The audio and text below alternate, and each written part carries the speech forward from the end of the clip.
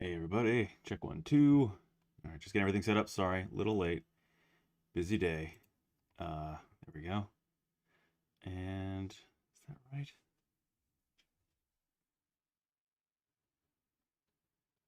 No, I think I need to do a little flip. There we go. It's weird. This camera will invert some things for some feeds, and then others it won't. I don't know. It's weird. Hello, hello. How's everybody doing? So we're gonna do 1 hour Cupid and Psyche for the love themed February, Valentine's Day. Even though I've been on these guys for forever. And then I'm going to switch over to another project that I've been working on, or I haven't been working on, but I started back for. It was the beta for one of the most recent, like second to last or third to last most recent version of ZBrush, and I wasn't able to finish it in time because I got other gigs coming in that were requiring my attention. So yeah, paid gigs. So yeah, so I'm gonna just looking for those files. I have the folder right here somewhere. Where is it? Just gonna transfer that over and then get started on Cupid and Psyche. Getting back to anatomy basics. I'm using this book a lot for those wondering. Make sure I'm holding that up clearly for you guys. So it's the Atlas of Anatomy for Artists. It's great. Awesome book. I mean, it has its limitations, but it's good reference.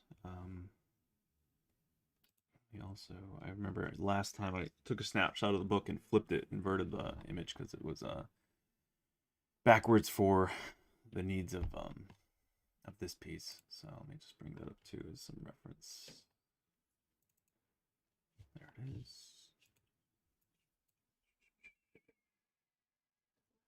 Am I gonna build this? Am I gonna build what? Am I gonna print this? You mean? Yeah, yeah. This is definitely gonna be 3D printed. So that'll be cool. It'll be great to see it physically.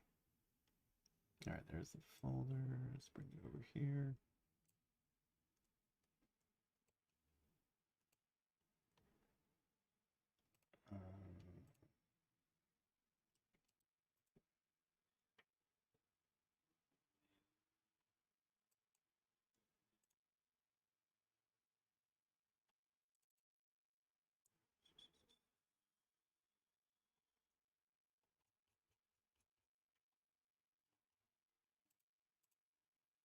Sorry, guys. 2 more seconds. Just bear with me.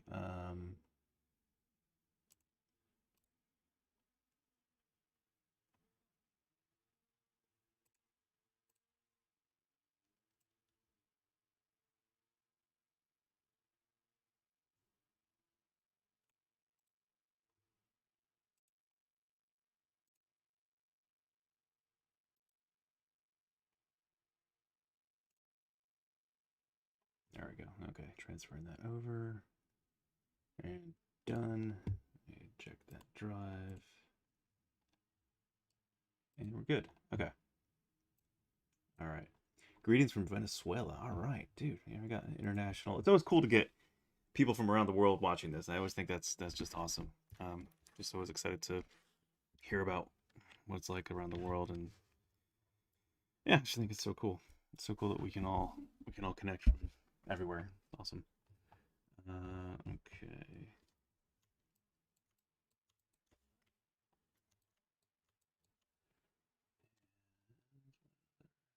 Get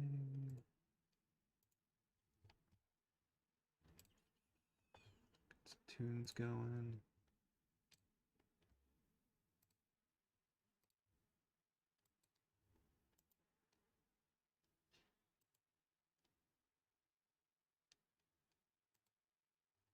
All right.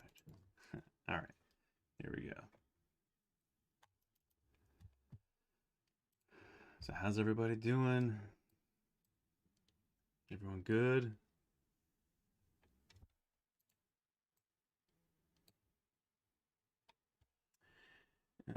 Ask a career question if it's not off topic. Yeah, you can ask any question, dude. I mean, I don't mind if it's off topic or not. I may not answer it, but I mean, yeah, sure. If you have a career question, of course, go ahead, ask away.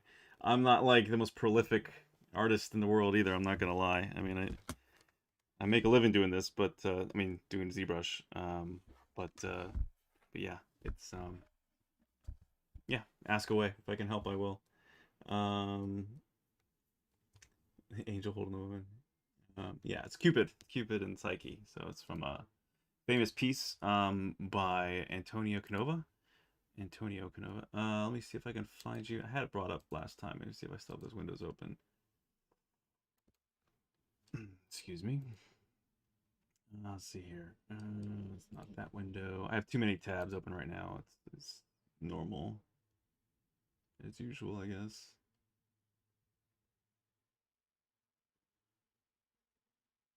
Where is it? Did I close it? I might have closed it. Yeah, I think I closed it. It's all right. I'll just open up another one.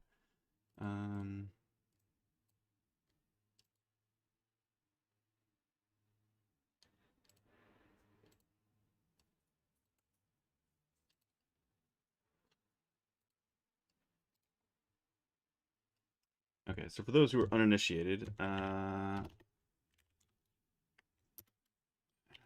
Cupid Psyche is a story, classic story of love and betrayal, but it's not Cupid's betrayal, more his love.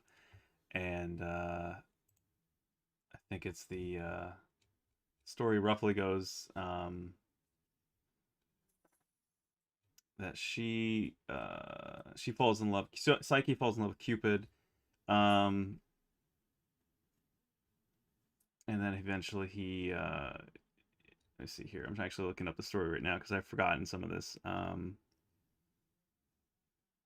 Psyche was worshipped for her beauty in her homeland. And this drove Aphrodite mad, so she sent a plague and let it be known that the way the land could get back to normal was to sacrifice Psyche. The king, who was Psyche's father, tied Psyche up and left her to her death in the hands of some presumed fearsome monster.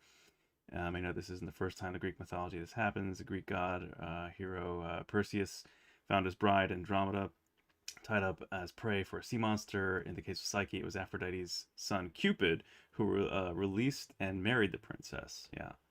Then there's a part in time where Cupid deserts Psyche, divine form of exquisite. Cupid's divine form was exquisite, and Psyche stood there transfixed, staring at her husband with her candle melting, while Psyche dawdled a bit of wax dripped from her husband, dripped on her husband. He abruptly awakened. Irate, disobeyed, injured, husband god flew away. See, I told you she was a no good human, said Aphrodite to her convalescing son Cupid. Now you'll have to be content among the gods. Cupid might have gone along with the separation, but Psyche couldn't. Impelled by her love for her beautiful husband, she implored her mother-in-law to give her another chance. Aphrodite agreed, but there were conditions. Aphrodite had no intention of playing fair. She devised 4 tasks, not 3, as conventional myth hero quests, each task more exacting than the last. Psyche passed the first 3 challenges, but the last task was too much for her. The fourth tasks were a sort of huge mount of barley, millet, poppy seeds, lentils, and beans. Ants help her sort the grains within the time allotted. The second was gather a hank of the wood of the shining golden sheep. The reed tells her how to accomplish this task without being killed by the vicious animals. Third, fill a crystal vessel with the... Okay, the 4 tasks, sorry. Third was fill a crystal vessel with water of the spring that feeds the Styx and Cottius, and then an eagle helps her out, and then Aphrodite asks Psyche to bring her back a box of Persephone's beauty cream, and that's where we are. Going to the underworld, or Hades, was a challenge for the bravest of Greek mythological heroes. Demigod Hercules could go to the underworld with ease, but human Theseus had trouble and had to be rescued by Hercules. Psyche, however, was confident when Aphrodite told her she would have to go to the most dangerous region known to mortals. The voyage was easy, especially after a speaking tower told her how to find the entryway to the underworld, how to get around Charon and Cerberus, and how to behave before the underworld queen. Part of the fourth task was too much for Psyche, was to bring back the beauty cream. The temptation was too great to make herself more beautiful and use the creams she procured. If the perfect beauty of the perfect goddess Aphrodite needed this underworld beauty cream, Psyche reasoned, how much more would it help an imperfect, immortal woman such as herself? Thus, Psyche retrieved the box successfully, but then she opened it and fell into a death-like sleep, as Aphrodite secretly predicted. And then, of course, the reunion is that at this point, then, Cupid, let's see here, Cupid brought his wife to Olympus, and where at Zeus' command,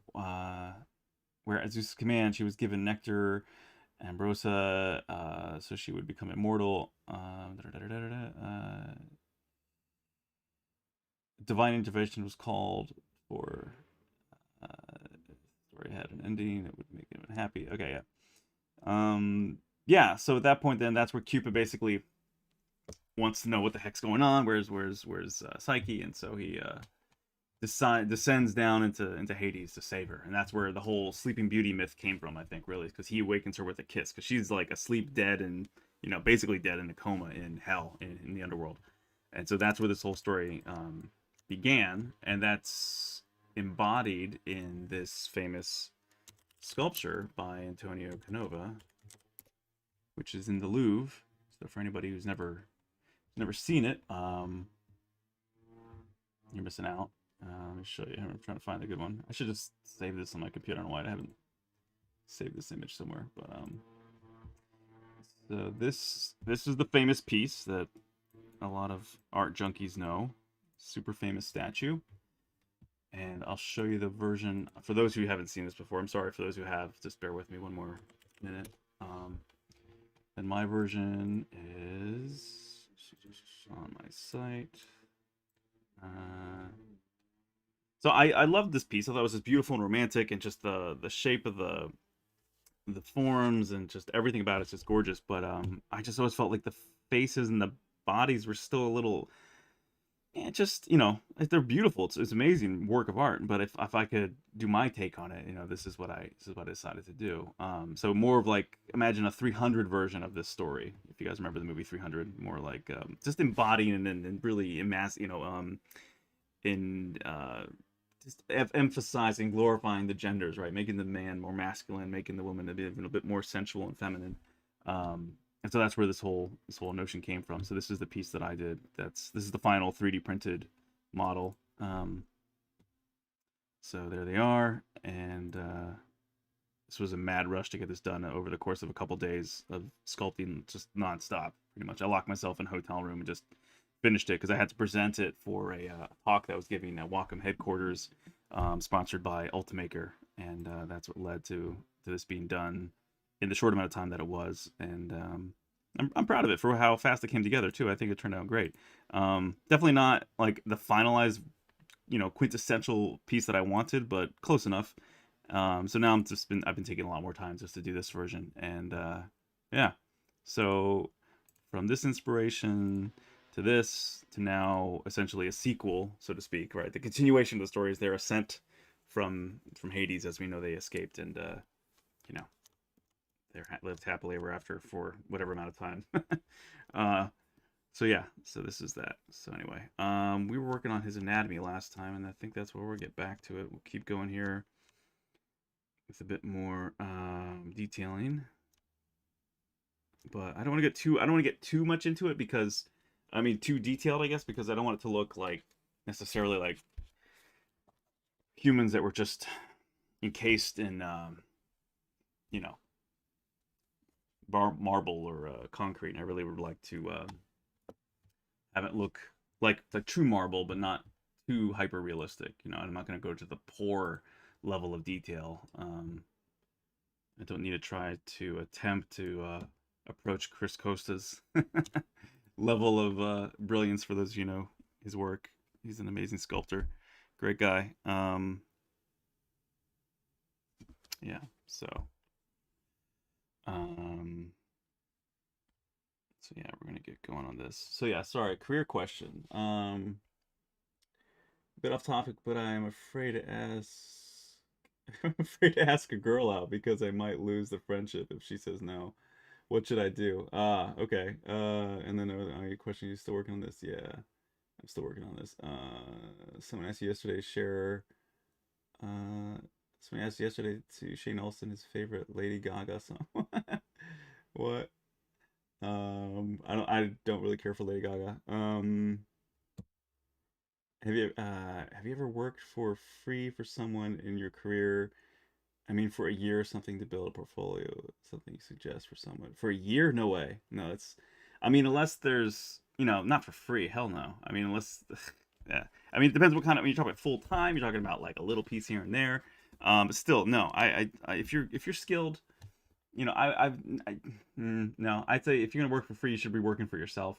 I mean, unless the internship is like at Valve or at Microsoft, like maybe like a major company that will most likely hire you like halfway through or something. But even then, I mean, you should be paid. I mean, come on, these companies have so much money depending on if you work. Like they unless if they're not paying you, then that means either they don't value your work that much, and you should be demanding more, or you're not good enough in their mind to be paid. It's just backwards. Like I don't think anyone should ever work for free if you're excellent at what you do. But that's what I always tell people. If you want to be accomplished in your career, uh, you got to work hard. And the main 3 points I always say these 3 points for anyone who wants to work in the industry, right? Is be excellent at what you do. Just be exceptional, because your bar is not going to be your peers, your friends. It's going to be the people that are working already in the industry, right? Like myself and other people.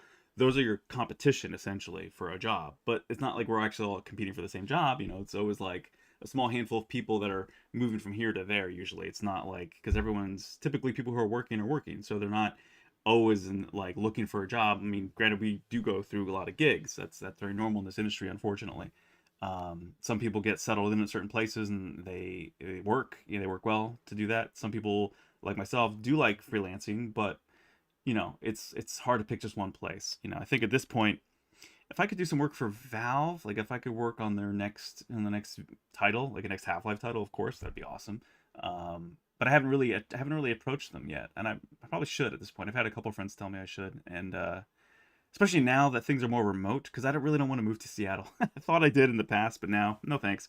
I'm happy where I'm at. But I have the equipment and all the gear, and I just got a Valve Index, their top of the line VR headset. So I'm excited to try Half-Life Alyx. Huge Half-Life fan. It's a PC video game for those who don't know. Well, and they brought it to consoles too. The sequels, Half-Life Episode 2 is incredible. It's one of my favorite games of all time.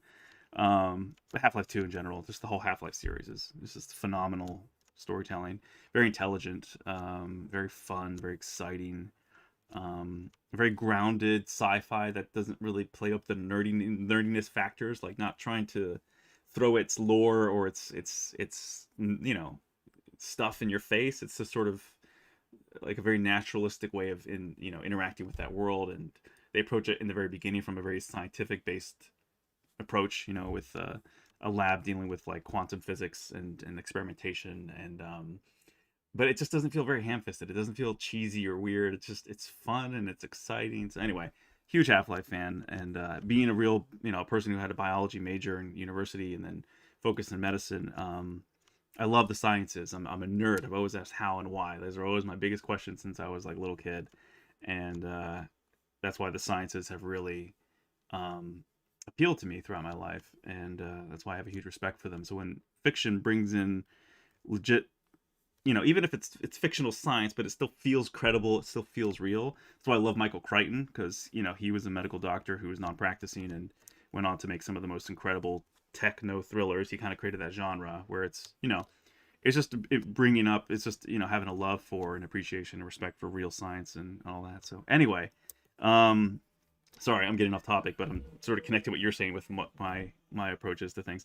But so yeah, never work for someone for free, in my opinion. No, if you're not good enough to be paid yet, I mean, They should pay you something. That's the thing. They should be paying you something. If you're doing work for them, if they're using your work to make money, they should be paying you, in my opinion. Period. No question. Then that means that you're not worth that anything to them, you know. And they're like, oh, maybe we'll pay. Like, that's just no. Everyone needs to eat, especially now where the economy is like taking a dump for a lot of regular folk. You've got to make money.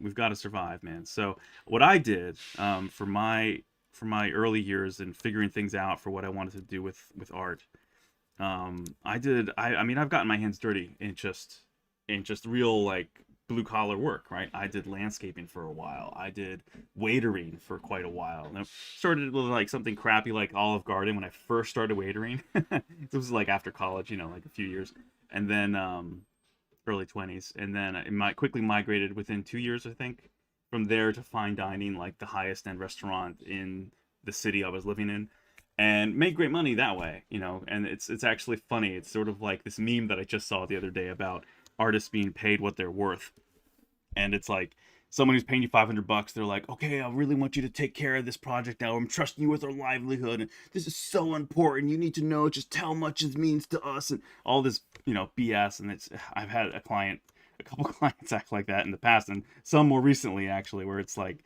they put this incredible weight of significance on what they're asking you to do, and yet they're paying you like pennies, you know. They're paying you like a fraction. I gave them a good deal to begin with, and yet they're paying you like really like, oh, but we can't afford it, but okay, we'll kind of do that. I'm like, oh god, like, don't expect fast or great work if you're gonna be like, oh, but we can't afford it. Like, what the hell do you, what, like, what do you think you're talking to?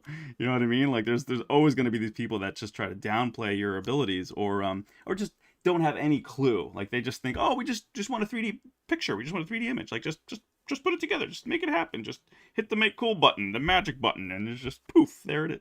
You know, they have no like understanding of just the level of hard work it takes and the time it takes to make something great, make something that they want, like beautiful. And it's also hard to like cheapen your own work and your own effort. And then, you know, I mean, sometimes when someone says they really want this style, then you can do that. But it's hard to sometimes like lower your own standards when they say like, just make it look great. You're like, well, my level of great versus your level of great are probably very different. And you know, it's hard to sometimes bring yourself, not to be derogatory, but bring yourself down to a level where, and not to be conceited either, but you know what I mean? Like, if you're really excited about what you do and you're good at what you do, it's hard to do a half-assed job. It's like painful to you. You almost just you can't almost function that way a lot of times, because it's just not what you're accustomed to. And you're like, that's not usually where I would stop, or that's not how I would approach it. So anyway, sorry. So yeah, don't work for someone for free, in my opinion. You should be asking for at least something. At least, I mean, 15, 20 bucks an hour to start, at least. I mean, that's still not fair, honestly, for this kind of work at all. I would say any decent 3D artist, minimum, should be making $60 US an hour, like bare bones, in my opinion. Anyone that's paying you less is paying you a lot less than they should be, in my opinion. And I've worked for some studios in the past when I was younger that paid less than that. Never like 20, but it was between 20 and 40 range. Some were 35, some were 40. And yeah, granted, if that was like a steady gig for a long time and it wasn't this level of just crazy work, then you know, it's okay. It's not bad pay. It depends where you live, right? Where it costs of living and what city you're in. But here in LA, dude, if someone's paying you like 40 bucks an hour, they're still undercutting you like deeply. That's just crappy. Minimum 60 and up is really what a true knowledgeable pipeline production ready artist should be making, in my opinion, and from what I've seen for a lot of people. And people don't talk about this a lot. So, you know, you come in cheaper. The thing is, yeah, you might be making some better money than you were before, but you're hurting everyone else. And eventually, you're going to be that person who should be making more. And then some kid is going to be like, oh, I'll do it for 30 or 40, thinking like, oh, this is more money than I've ever made in an hour in a job. But it's still, dude, you're probably still worth more than that too. Or you shouldn't be, you know what I mean? So there's always that debate about, well, people are undercutting each other just to get work. Yeah, it happens all the time. Because people accept things that are lesser than what they're worth. But I think collectively, again, a high tide raises all ships, right? So we're talking about finance again, since like last week. People need to know what they're worth and need to be charging what they're worth and not settle for less. Sometimes, yeah, if you're dealing with a friend or somebody who's there and you're just helping them out and they want to throw you some bones, that's understandable. They don't have the budget. Sometimes, yeah, I mean, there's been a couple times where I've done work for friends for free just because they're friends and I love them and they love me. And so I want to help them. And so that's just how it goes. And they, it's like you scratch my back, I scratch yours kind of thing. But when it comes to a company, a professional organization hiring you and to do this kind of work, I mean, yeah, 60 or up, man. Don't settle for less. But again, you got to be able to deliver, right? You've got to be professional, be excellent. Like it's the top three things: be excellent at what you do, be great with people, so likability, confidence, knowledge, of course, of what you're talking about, and being able to talk about other things other than just what you're excited about, other than just art, other than just sculpting, other than just sports. Be able to talk about life, right? Be able to talk about real issues and not just politics either, right? Because that can be very divisive. But find things that are common ground that people can agree on or talk about or enjoy. Be able to have good conversation. That's important. And maturity, likability, all that's extremely important. So that's the second factor: is being good with people, being good with people, or soft skills as they're defined. And then lastly, it's the third point is luck, which I don't really believe in luck because you kind of make your own luck, right? Luck favors the prepared. So if you're prepared and you have those other first 2 points in line, the third point will kind of fall into place. So you'll be able to land some good gigs because you're prepared, you're ready. You're ready to shine. You are shining. It's just a matter of someone noticing your glint, right? Your light. And so if you're putting yourself out there, which means again, you got to be like throwing stuff out in social media here and there, especially in the beginning. As you're trying to establish yourself, as you're trying to have people know your name and know your work, you're trying to establish your style.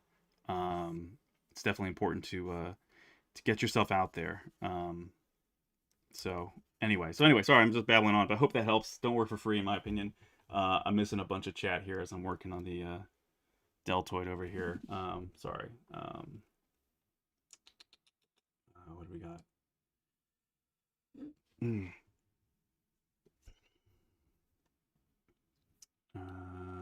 See, you should be building your portfolio. If you want to build your portfolio, just do it. Do your own stuff. Do the work, because a lot of times, if you're a younger artist or a junior artist, and you want to be doing the more senior work, you want to be doing design work, you want to be doing whatever, just put that in your portfolio. See, because a lot of times these companies that don't want to pay you or want to pay you like garbage, they're not going to give you a challenge. They're not going to give you something they think is out of your wheelhouse or that is stretching your artistic ability typically, because they don't care about you that much. Really, they don't care about the individual. Like society doesn't care about the individual. Truly, they care about their agendas, their narratives, and really society is often guided. Society is often sheep, and they follow leaders, and the leaders usually are not that altruistic. They usually have their interest in mind, and then they use society to force or push their interest forward, right? That's just how it works. Sometimes leaders are altruistic, but they also will look down upon those who are not at their level, right? And there's just those, sadly, there's those segregations, and it's class, really, more than anything. Class levels, like income levels and societal connections, political connections.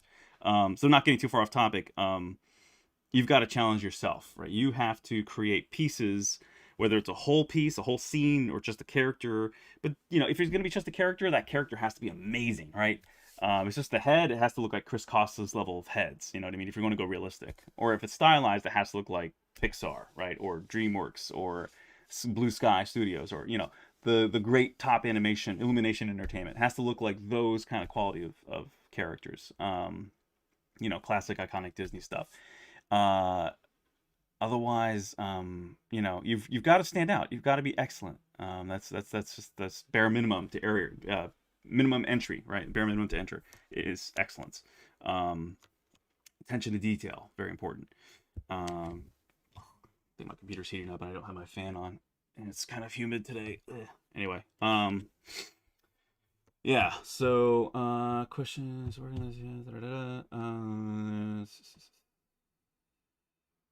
beautiful movement. Beautiful movement. Thank you. Final one looks fantastic. Thank you. Well, we're not quite there yet, but you mean the other one, the other final one? Yeah. Okay. Sorry, I'm lagging behind on these chats here. Let me give you guys another view of this whole thing. We can put on perspective and zoom in here a little bit.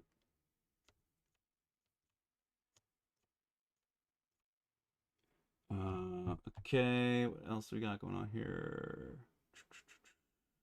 Jordan Meadow Games, cool. Don't pass over my question that easy, buddy. Where's Ein? Ein he's sitting in his bed right now. He's chilling. He's Ein's my corgi. For those who don't know, I have a corgi dog, and he's great. Yeah, he's just chilling in his bed.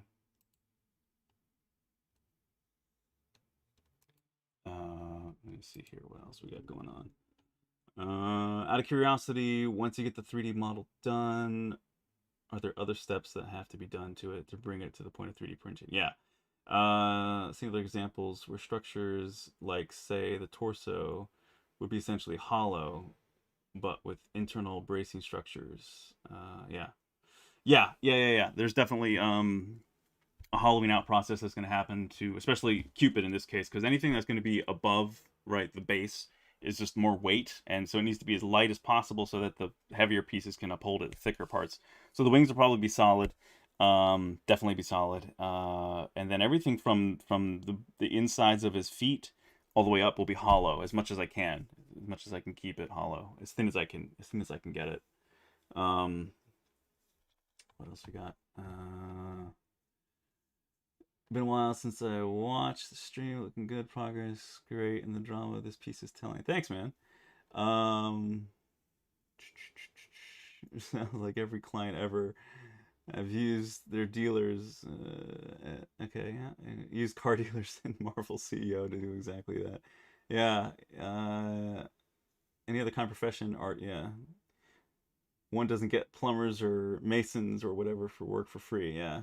No matter how trivial, they have to be paid for the labor. Yeah, exactly. Just in place for industry don't exist. That Matt, yeah. Greece, by the way. Okay, cool. Yeah, yeah. Well, see, that's the thing. No matter where you are right now, still LA is still locked down. Like we aren't meeting in studios right now, so we're all working remotely. So my point is, if we're working from here or you're working in Greece, if you have a decent computer and you can do the work, there's no difference whether you're there or here. It's just time difference, right? So your hours will be weird if you have to hop in like a Slack channel, which a lot of us use a lot of times, Slack or Zoom calls or both, or Google Meet or whatever. It's really no different as long as you're awake and your work is good. Like you could very legitimately work from anywhere right now in the world, for any studio. It's just again a matter of like certain studios like London doesn't want to hire Americans. I've heard a lot because of the price difference, and they're basically getting two for $1 there. So in other words, it's cheaper to hire people there with tax incentives and to utilize all that to get the work done rather than paying almost double essentially to hire someone who's from LA or from the US, because they'd expect a certain rate and they're getting a lot cheaper rate in London and other places. So there's that. My problem is not being able to finish good enough pieces to build a good portfolio. Yeah, that happens. You gotta finish them. Just buckle down, man. Just churn through that hard part. That's just work, because I know it gets to the point where it's just work. You get to a point where the model looks good, and then it's just like UVing it and texturing it and detailing it, and things become tedious and it's time consuming. It's not challenging. It's not even that inspiring at the moment. It's just like, oh, just gotta get this done. I get it. Like we all go through that, man. That's normal. Um, how long have I been using ZBrush? Since like 2011, 2012. So whatever that is now. Was that 9 years? 9ish years. I'm reminded of a meme that I have, which reads something like, when a client asks if you can do it cheaper, and it shows a drawing of a horse, its hind end is done very well, but as it goes forward, the quality of the art goes down to stick level. Yeah, and the head and forelimbs. Yeah, yeah. It's great. Yeah. Other video game companies with a lot of ideas and concept arts. If you want to cooperate and also just join Discord server, help other video game companies. Oh, okay. Gotcha. Okay, Jordan Meadow Games, is that right? Jordan Meadow Games. If you want to, I mean, if you're looking, so you're saying you wait, so you help other video game companies with a lot of content. Okay, well, yeah, I mean, if you want to put your email or whatever, dude, I can always write it down and pass it on to whoever you'd like, or if you'd like to collaborate, that might be possible too. What about remote work in the industry nowadays, especially for people out of the? Yeah, I just was saying that. Yeah, it's definitely doable. It's definitely possible. Actually, advice: do my best. Cool. Hello, nice job. Thank you. All right, caught up there. Whew. Sorry for the wait for those who are like, why isn't he sculpting? Um, so yeah, around three. I guess three. When I start at 2:16 to something like that. So around that time at 3-ish, we'll transition over to Neo from the Matrix. So yeah, this is the point where this is kind of fun for me, but it's also kind of tedious because it's kind of like color by numbers, paint by numbers. You know, it's just like this is all you know, this is all just detailing now. It's just like the main forms are all there, the poses are all kind of done. It's just I think I might like definitely fix her hair a little bit more and maybe move the cloth around a little bit more. But we're getting to that point now where it's just like, we're just fixing things, we're just correcting things, adjusting things. Like, where's her other leg? Is it in the rock? Is that something else I have to adjust? Yeah, okay, so I have to bend her other leg back a bit. So like if I turn this off a second and come back to her. Oh no, it is okay. It's just barely above the rock. All right, so yeah, I might just adjust the rock a little bit, or just pull up her leg a little bit more. But then it's underneath all the cloth. Yeah, yeah. So it may not even be seen at all actually at this point, I guess. But probably still adjust like the dust, the cloud to be a little bit more rippling over her leg, I guess, or something. But yeah, a lot of cloth is covering that up. Interesting. All right, I forgot about that. So anyway, let's move this closer a little bit. Sorry, let me just adjust my chair and turn on this fan really quick because it's kind of warm in here.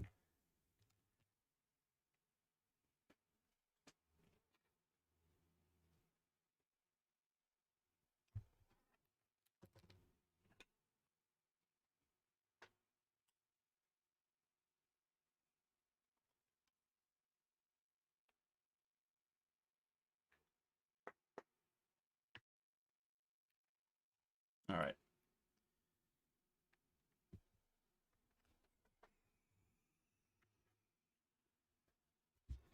Yeah, so anyhow, so yeah, sorry for that long-winded answer about careers, but hopefully that helps you guys out for those who are wondering.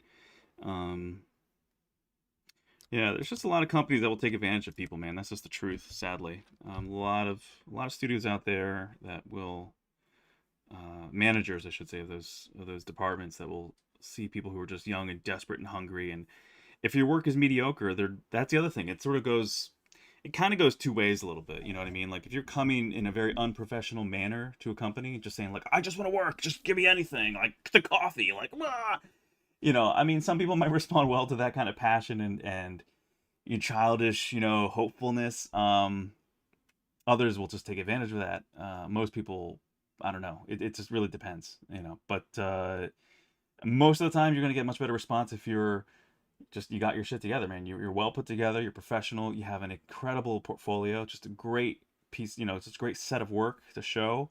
You're competent. You know the ins and outs of what they're looking for in general, what they're expecting from you, and you can demonstrate that. Maybe even surpass that. Where you're almost. If you can come to a company and they look at you almost as overqualified or at least exceptional, like just truly like, wow, you'd be one of the best here. You're in. You're done. You got it, right? Unless they just don't have an opening for some reason. But usually, if they're smart and they have any decent budget, they'll be like, even if we don't have a spot for you, we're gonna hire you right now because we could use you. Something like that. It'll put you on hold or something, whatever.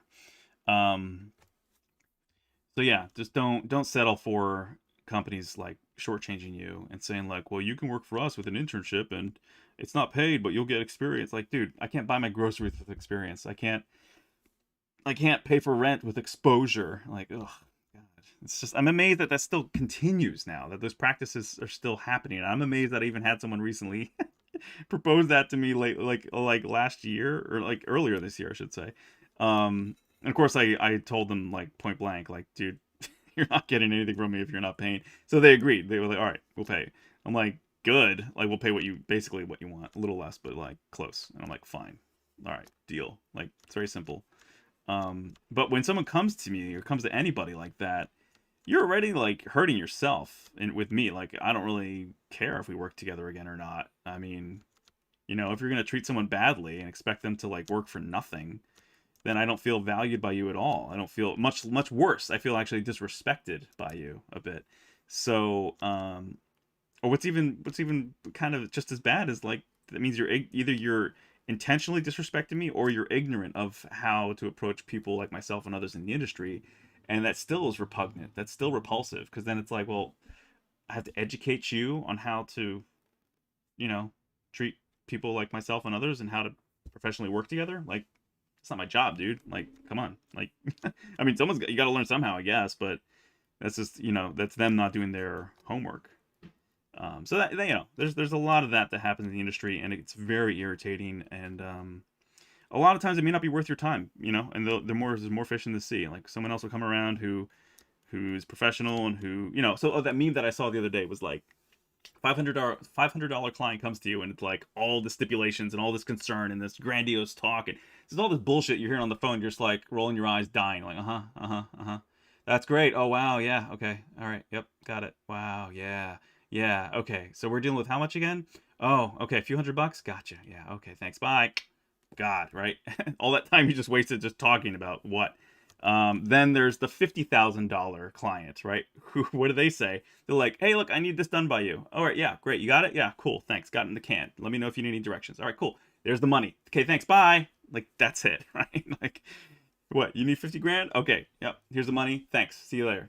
I'll talk to you when the results are done. Like, that's that's professionalism. That's also people who know what they're doing. They know who you are. They know that you know what you're doing, and they know that they just need to communicate clearly what they want. They've decided already on what they want. There's not this, let's redesign by committee again and just, let's figure it out. No, let's redo it again. Let's redo it.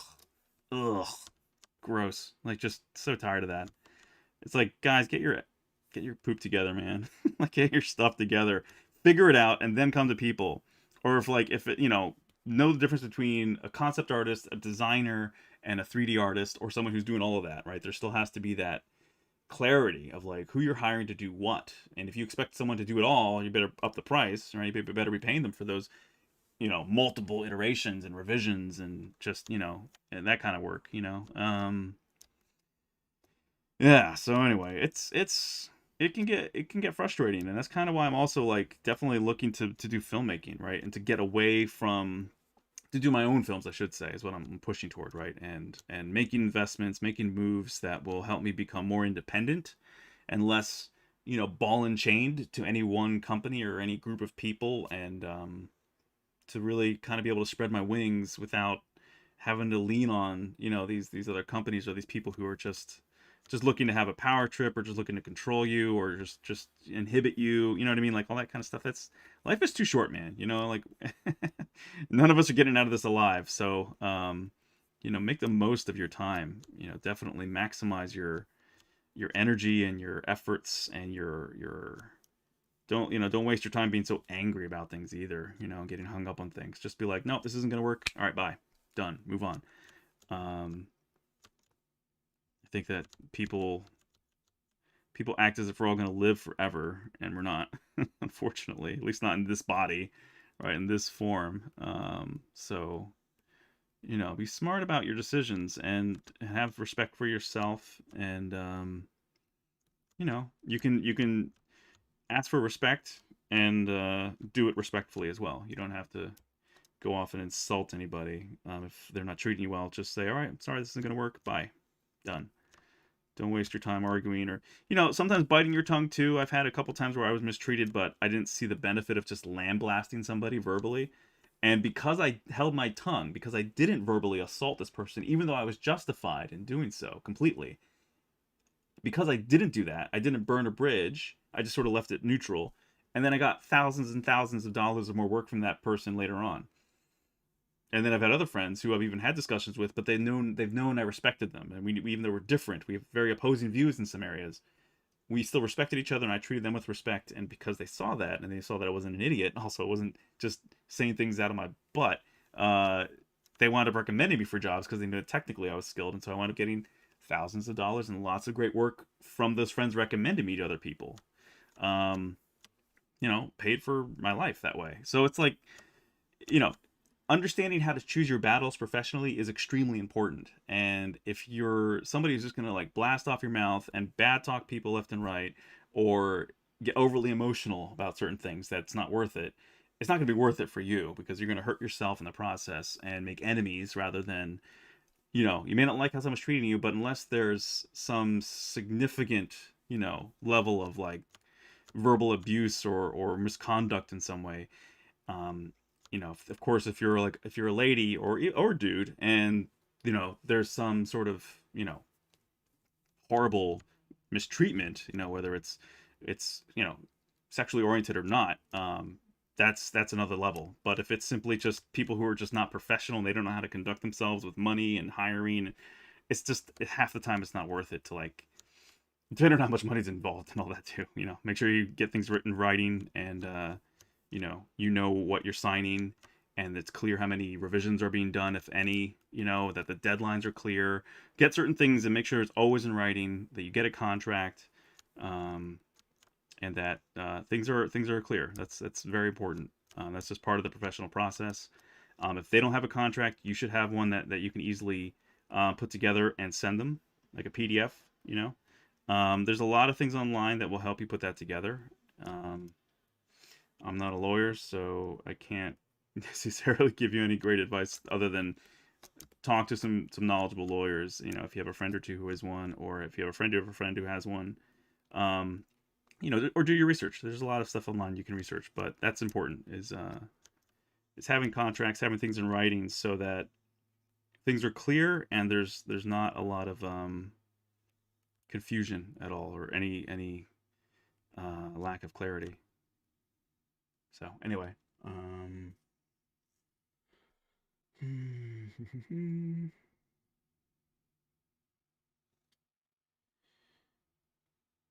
was really funny at a recent company-wide meeting for me, nearly every employee said they would never let their children work in a VFX in VFX because of what the industry does to artists. Yeah, bosses were all, "I don't care." I couldn't help but laugh super loud. It got hilarious awkward. Wow. What do you say when they ask you? What do you say when they ask you in an email? Expected salary. I give them a day rate. If they're asking for multiple days, I say this is the day rate. Day rate is typically 8 hours. So 8 hours of work. This is what I'm charging. Minimum. If they say like, what do you charge? Day rate. Depends on the project too. If this project's going to be crazy challenging, it's going to eat up those hours. Go a little higher than your day rate, right? But because it's going to be, the work you're going to have to do, and if these people, if you get a sense of them at all, and they're going to be more difficult, you should be compensated for your time, for the extra effort and time you're going to do it. And you almost always, invariably, as artists and perfectionists, we almost always go overtime. We always pull in overtime. We have to put in overtime. So either ask them if they have some sort of compensation for overtime, and or if they don't, maybe just raise your day rate a little bit before you tell them what it is, so then you just say like, this is my day rate. Boom. Again, great companies will be like, what's your day rate? Oh, that's it? Cool. Done. No question. Others might be like, can you come down a little bit? Sometimes that's like reasonable, especially if it's like a startup, or if it's a smaller company, but if it's a major studio, they can usually afford a decent day rate. It depends who you are and what you're doing though too, because a 3D artist, a generalist, is not going to be, or like a high detailed sculptor is not going to be shouldn't be charging the same thing as like a rotoscoper, right? Or somebody who is a rigger isn't going to be charging the same thing as probably as an animator. So there are different tiers and different areas where the value of the work is congruent upon the type of work being done, right? So keep that in mind, that you're going to hear people making different salaries sometimes, and if you talk to certain friends who are doing different tasks in the pipeline, it makes sense that they'll be making less or more depending on where you are in the pipeline, because certain work does take more time, effort, and has to do a lot more revision, versus like rigging, you probably typically won't do a lot of revisions once the final version is delivered, because it's usually going to be checked and iterated on as they're making it. That's like their process, right? For me, character sculpting would be like, we'll send an update like today, and then say, okay, we like this, but maybe change this area a little bit. You make adjustments and then you keep going, but you're not starting from scratch. You're not redoing the whole thing. But so that there's different levels. So always be aware of like where you are in the pipeline and what you're trying to do with your rigger, animator, sculptor, hard surface modeler, organic sculptor, you know, and are you doing textures as well? If you're doing like the model, the textures, the UVs and textures, and you know, doing all the substance painting, like there should be more than just the sculpt too. You know, it's like, is it for VFX or are you doing it for 3D printing? Again, different tiers, different work requirements. Similar, but then if you're 3D printing it too, if you're printing it, you got to compensate for your materials and your print time and your cleanup time and all that stuff. So there's a lot to consider when you're when you're doing this type of work. Anyway, thanks, man. Am I using Dynamesh? No, I'm not using Dynamesh currently. Camel is a horse built by committee. That's great. I like that. That's funny. Indeed, good customer service pays. Not related, but I have been struggling with posing characters. How do you do? Some people told me to learn rigging, but is it necessary? No, it's not really necessary. No. Sorry, I was talking about working in a company. Okay, it's no worries. Oh, sorry. What do you say when they? Oh, okay. Sorry. So salary though, working in a company. I mean, yeah. Okay. So salary for a company, if you just want salary, I mean, it depends. Again, it depends where in the pipeline you are, how much experience you have. But I would say, honestly, between 70 to 100K is where a salary should fall for a skilled 3D artist. So minimum 65, 70,000 to start a year. Higher end, more experience, you're getting toward 100K or 120K. Honestly, it's fair. If you're starting out, I'm saying like 70 would be like probably your baseline if you're starting out. If you're an experienced artist, we're looking like 90, 100, 120. That's probably more of the cap for a really skilled 3D artist.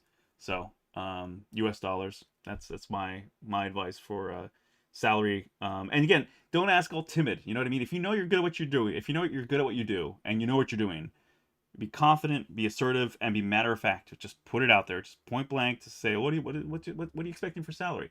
90, 100, 115, 120. Just point blank, matter of fact. Don't even 120.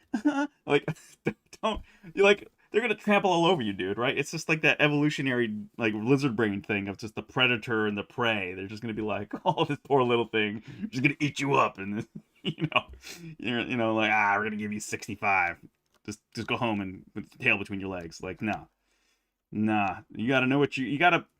It's kind of a battle, man. You got to know how to fight it, right? You've got to know how to play your cards. This unfortunate reality of the world, right?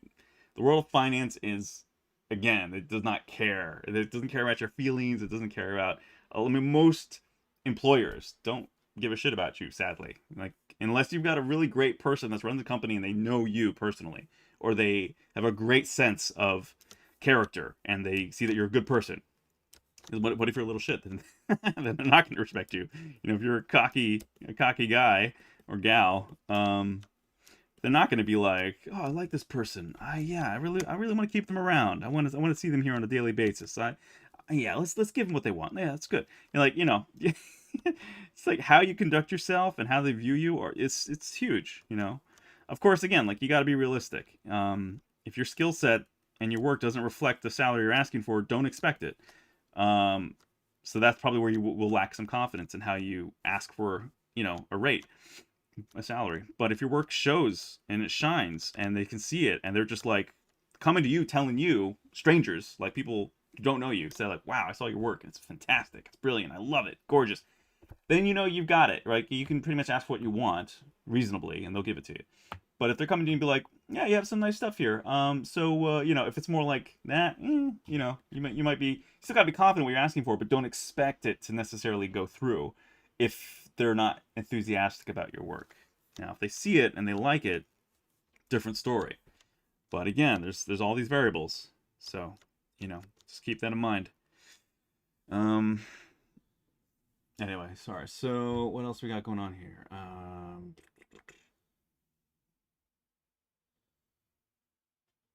Oh, sorry. So struggling with posing. Oh, and you, Sarah, so you're asking about a girlfriend. Sorry, I'll get back to you. I'm sorry, I forgot all about that. Life advice. I'm not sure I'm the best person to advise you either. Though I'm well, I shouldn't say unwillingly single. I mean, I could have dated a few girls that I wanted to, but I mean, if I wanted to, but they weren't exactly right for me, so I passed. I'm picky. I'm really picky. And it's not that I hold myself as like some sort of exceptional catch or something either, but you know what you like and you know what you don't, and it's that simple. Um, let's see. So, yep. You want all the money you get into comp or VFX or FX, yeah. You want good money, you get into animation, rigging, sculpting, painting. You want to get by, you get your foot in the door, just get in the roto or tracking. Yeah. Comp and FX, huh? Comp and FX are the higher ones even. Interesting. Um, Sorry, what am I? Someone's asking what am I sculpting? I'm sculpting Cupid and Psyche. Cupid rescuing Psyche from the bowels of hell. Um, Struggling with posing character. So posing a character, you don't need to do a rig. If you want to pose a character in ZBrush, all you got to do is masking, man. All you got to know is masking. Masking in your transpose line or your gizmo. This is your gizmo. Hit Y, and this is your transpose line. So if you want to pose something, the simplest way, this goes for all appendages, right, in my opinion. You can mask via polygroups. So if you hold Control, or Control and drag, it'll mask down the path of the appendage. So it's not perfect always, but like this is one way to do that, right? It'll just follow it as you flow down. You can also just Control and turn off polyframe here. Control click and just isolate that area. Then you hit Control and tap in the masked area and blur it. So then that lets you make adjustments, right? So you can do this and be like, whoop. Let's see, but the toes aren't there, so unmask that, and then there we go. Whoop. Ankle. But yeah, basically that's how I would do the posing. It's the fastest, most immediate way, and you usually want to do it on a gross scale level, meaning like low poly. So drop it down to like the lowest cage, and this will let you make smoother, nicer, easier transitions, and also allows you to blur things faster. So just tap here, undo, or I mean invert, and then draw your transpose line, and then do that. But you got to place it in the right place too, right? I'm just doing this kind of like a crappy version of this, but you just do this, and place it like a bone in the center area, and then oh, it's not quite right. Let me just push it forward a little bit. Boom, there we go. Oh, now it's kind of tilted a little bit awkwardly, so kind of rotate it this way, and that's and that's how you hello, there we go. That's how you pose in ZBrush. So pretty easy, pretty straightforward. That's how I'd approach posing in general. It's what I often do when it comes to posing. Now, yeah, if you want to animate it, you got to rig it. That's a whole other thing. But which I'm still barely understanding. I mean, I'm learning rigging very, very slowly meaning I've been learning it and then I'll stop and go to other things that I have to and then come back to it. Yeah, so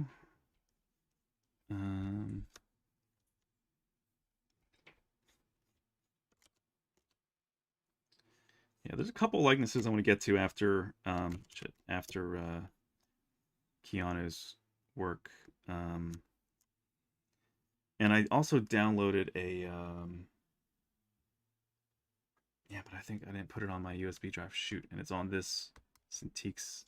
I downloaded a ripped model from Cyberpunk of Keanu's character in there, so that I can use his face because they 3D scanned his face and then made like low res versions of it for the game. And I was going to use that to superimpose around mine, but I think if I disconnect this Mobile Studio Pro, I won't be able to. Actually, I can probably find it. Let me find it quick where I downloaded it from before and do that. So, yeah, I think it was on DeviantArt where I saw it.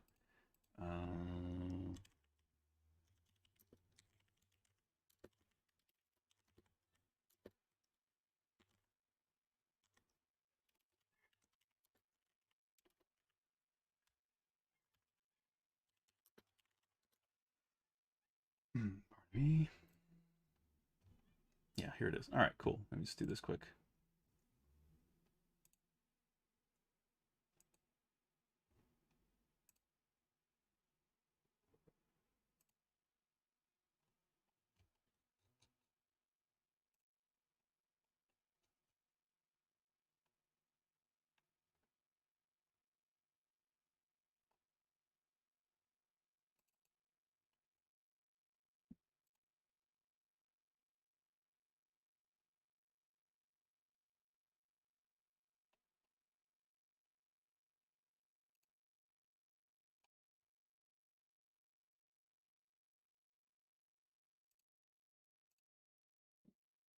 Okay, downloading that. Sorry, what else do we got in the chat here?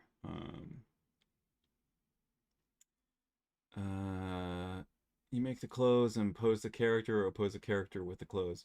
You can do either one. I would say you make the character, make the clothes, and then pose a character with the clothes. I would say that's the easiest way to go about it. Because then you can also delete the inside of the body if you don't need it necessarily. You know, if you're doing it in the right order of things, before you maybe do your UVs or whatever. So you could model whatever you need to, and then you know, like I said, just delete the body underneath the clothes if you don't need it there necessarily. Although keeping it there if you have a whole body is useful as well, because that means that, sorry, let me kill this audio. It's hard to talk when you hear someone else talking at the same time. Where is this? There it is. Yeah, so if you have a body underneath your clothes, that actually helps a lot, because you know, you'll know exactly where the arm is or the leg is to deform the piece of clothing on top of it. And then you can also kind of do a you can do a simulation in ZBrush where then you allow the cloth to drape over using gravity as the appropriate, you know, force. Let the cloth drape over your limbs, the body, so that it deforms correctly and will just look great, you know. So so that's definitely important. And why is this thing not... I'm trying to unzip this file and it's just sort of lagging. It's weird.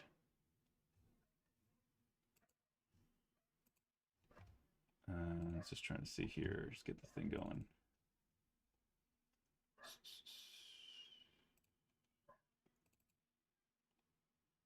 Did not finish downloading? What the heck?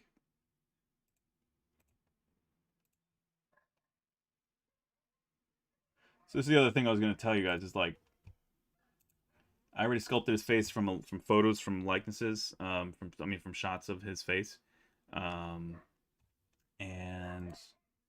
did that from scratch. You know, no 3D model was accessible at the time. But now with Cyberpunk being out there and people ripping the models out of the game, it helps a lot if you want to do this kind of character, because then you can just use that as a base, or you know, you can use it as a face that you can then wrap the other face to, you know, the one you're working on.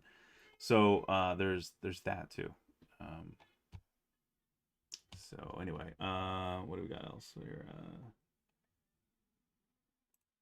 All right, I'll save over that. Yes. All right. Let's see if that worked. Properties. All right, it's the right size.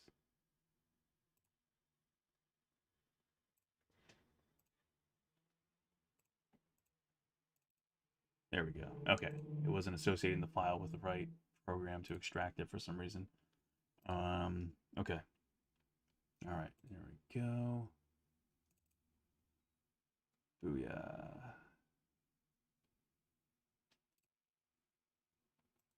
Okay, let's see what this says. That's an OBJ, and this is an FBX. All right, cool. Okay, so yeah, we're gonna jump over to Keanu here now, I think. Start something a little newer. But let me save this where it's at. Version 10.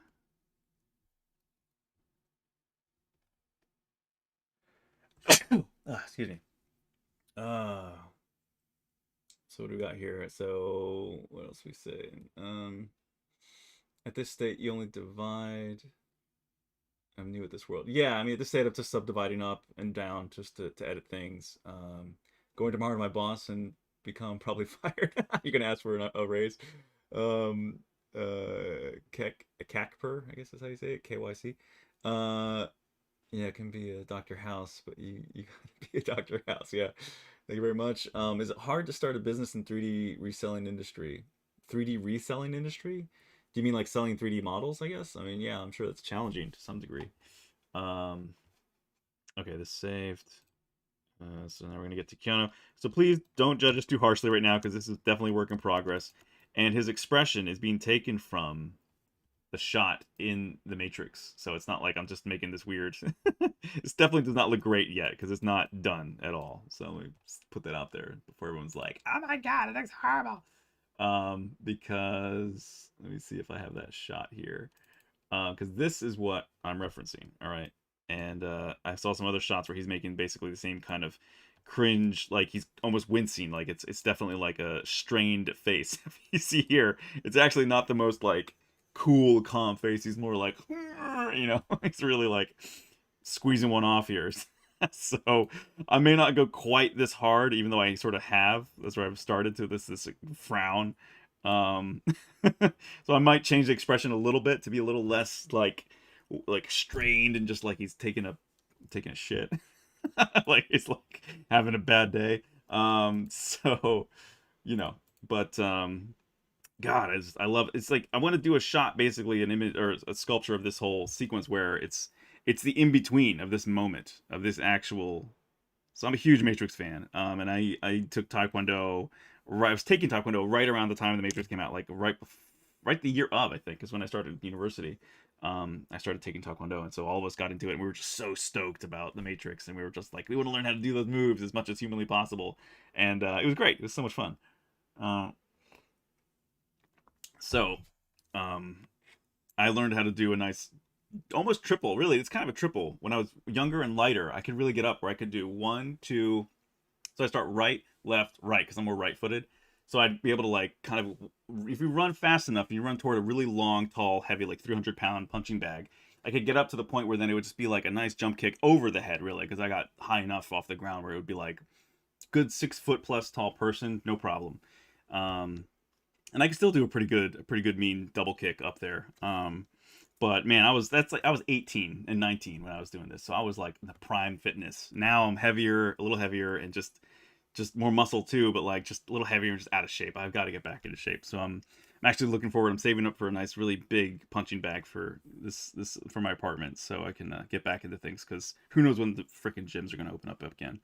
Um, but so anyway, so yeah, so actually let me bring this back up here. So this is what I'm referencing.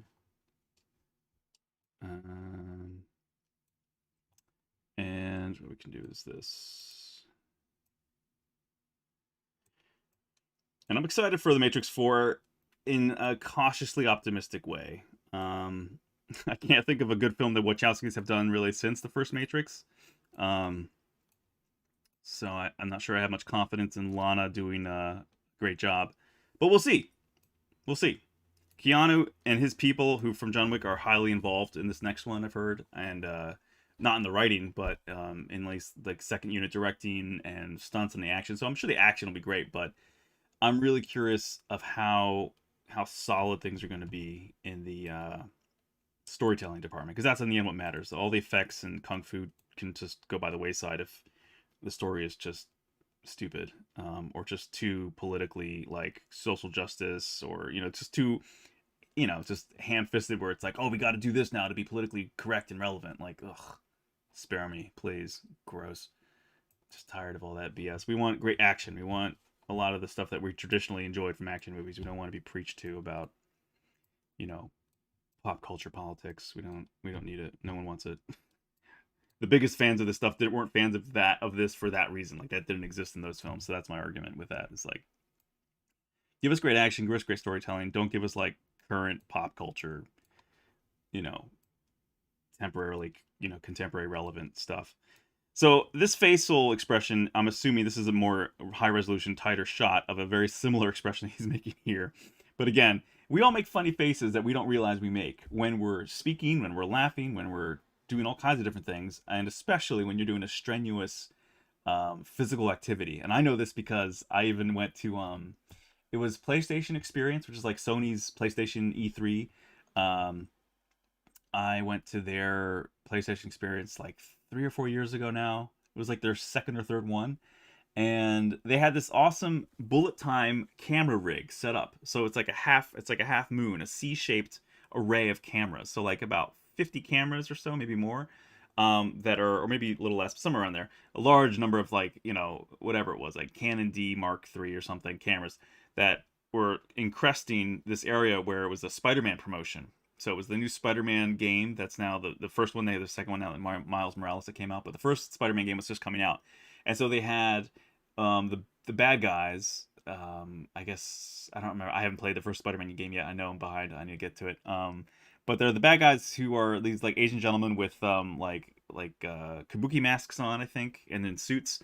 And so one of them's flying a helicopter, and they had like this full-sized like helicopter rig bottom, or I think it was the whole thing actually, yeah. And it was like webs connecting to it, so they were stuck. And so one of the guys is jumping out of the helicopter statue, a big human life-size statue, and like with its, I think he had a gun in his hand, or his arms are coming at you or something.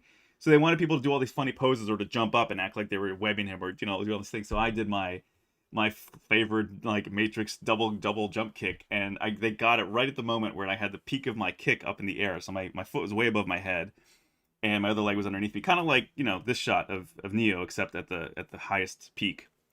It was a great shot, but my expression, I did it twice.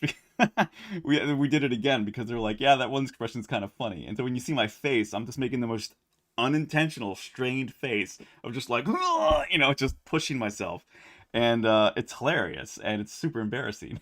And I should probably put it up on and it's not just, so the cool thing is it's not just a photo, it's actually a bullet time GIF. So you can, it's like they stop you in midair and you rotate around you as the GIF goes back and forth. So it's pretty badass. It's pretty cool. But after that, I've definitely been more mindful of like, if I'm doing any maneuvers, I'm going to try not to make such extreme expressions, but you have to be conscious of it and then condition yourself to practice to not be making really funny expressions. So it's hard. So I mean, like, all that to say, like, this isn't so much a slam on Keanu as it is more an admittance that all of us in general, if you're doing martial arts or almost anything that's a fast, strenuous motion, you're probably making a really funny face, an awkward face, and you're just not aware of it because it's just the whole system is just your brain is just working subconsciously in all these other areas. Anyways, sorry, what am I missing here in the chat quick? Let's see. Cloud looks so fluffy, I like it. Nice model. How can I be featured on these podcasts? Which pod? Oh, you mean on these? You gotta contact Pixologic. You gotta reach out to them. Out of curiosity, how can you import an actual 3D scan into ZBrush like PLY files? Good question. I'm not sure about PLY. I'm not sure what those are, but you probably have to, I'm assuming that's like cloud data, like a point cloud file. You'd have to convert it, I'm assuming, to a whole other array of options, like an FBX, an OBJ, STL, maybe a 3ds Max file.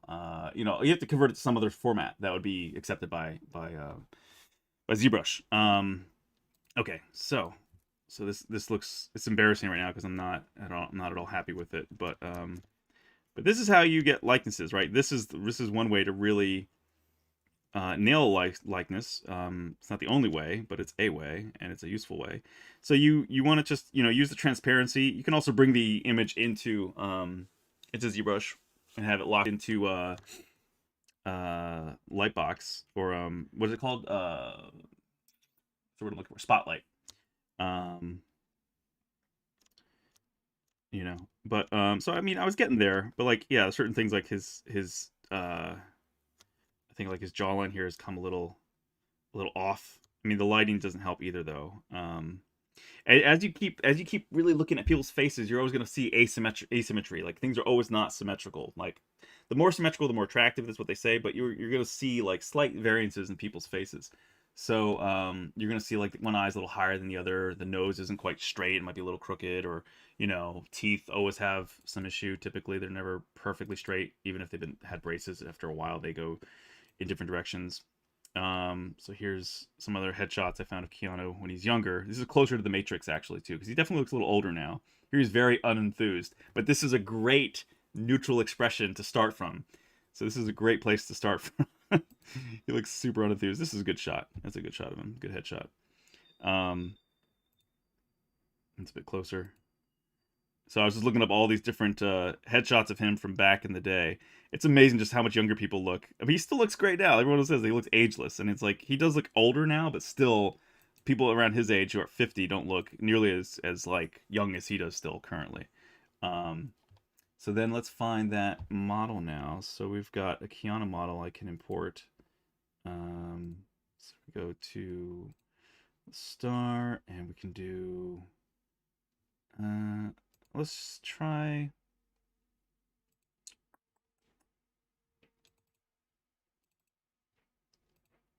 which one is this? Is this the FBX or is this, that's the FBX? Let's try the OBJ first, see what, well, actually, no, let's try the FBX first. No, we don't need to import cameras. Okay, see how it goes. Bloop. Yeah, awesome. So this is the game model from Cyberpunk. Someone ripped this out of the game, and what we want to utilize is mostly there, the head. Sweet, awesome. So this is a great way to see just how bad or how close I am to what his actual head looks like. Yeah, we can take a look here at the model quick. So it was cool to be able to see. I always value this because you can always see what.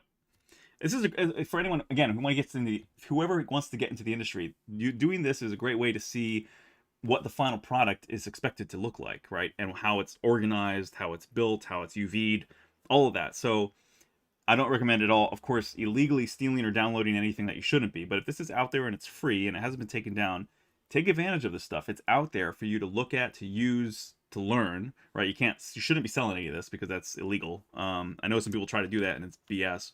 So you should call them out actually when you see that, because that's not cool. You're not allowed to take anyone else's work without a license and sell it. But there's people doing that, and that's extremely illegal and very wrong. So I do not advocate for that at all. Something you'll find too is always there's any game engine pretty much like things to be triangulated. So you're always going to find these models have been triangulated. So it creates a headache even if you want to take this and 3D print it for yourself, which is fine.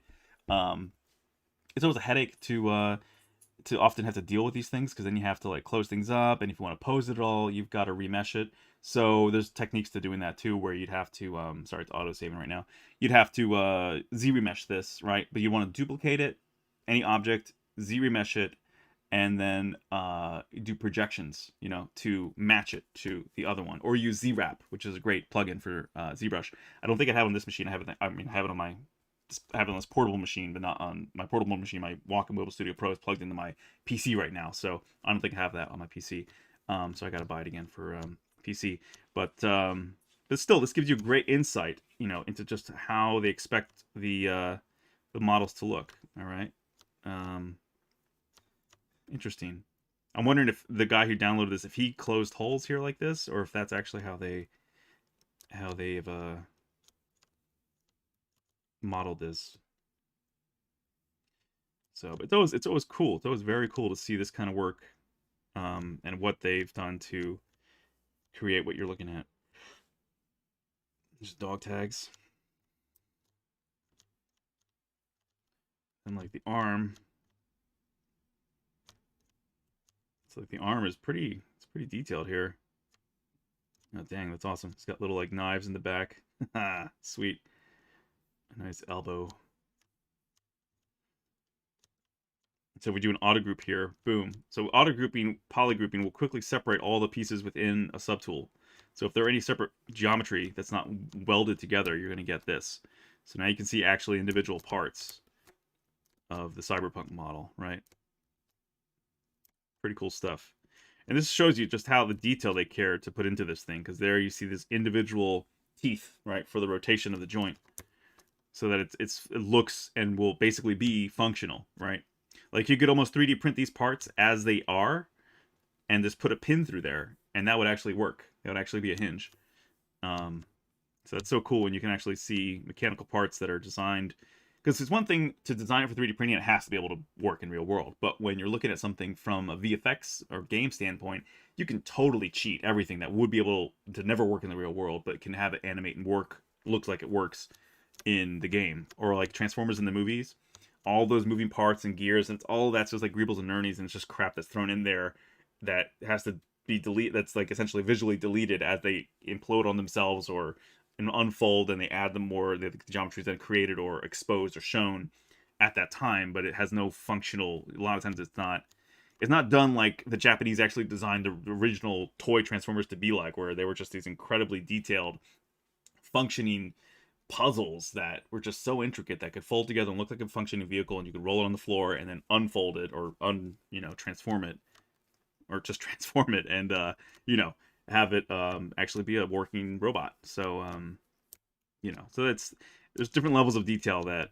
people do, and it's all about what is needed to get from point A to point B, right? It's like, this is all one piece.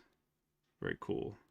Anyway, sorry, I know we're not here to see Cyberpunk's awesome work, but we're here to do some Keanu sculpting. So I'm gonna do kind of a dirty cheat, but it's not a dirty cheat. It's just, this is what a lot of times, if you could do this, man, I recommend it. This is how work gets done in the industry. A lot of times, if something is available online to purchase or to expedite the process, you take advantage of the situation, as long as it's totally legal, which this is. So in this case, I'm just going to be using their scan of Keanu that they've already remeshed and prepped for the game, and I'm going to just remove the facial hair.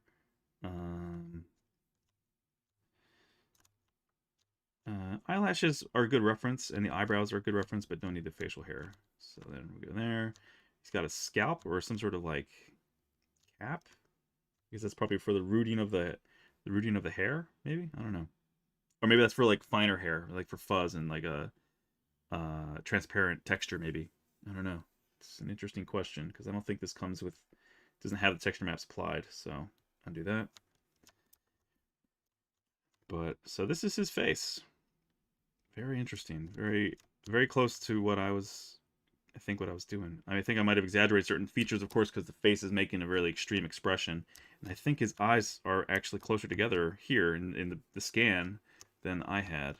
But interesting. And they always have a mouth bag. Let's see what that looks like. Okay, so it's separate geo, yeah. Put double on. We're going to grow this. Grow. Where's grow? There we go.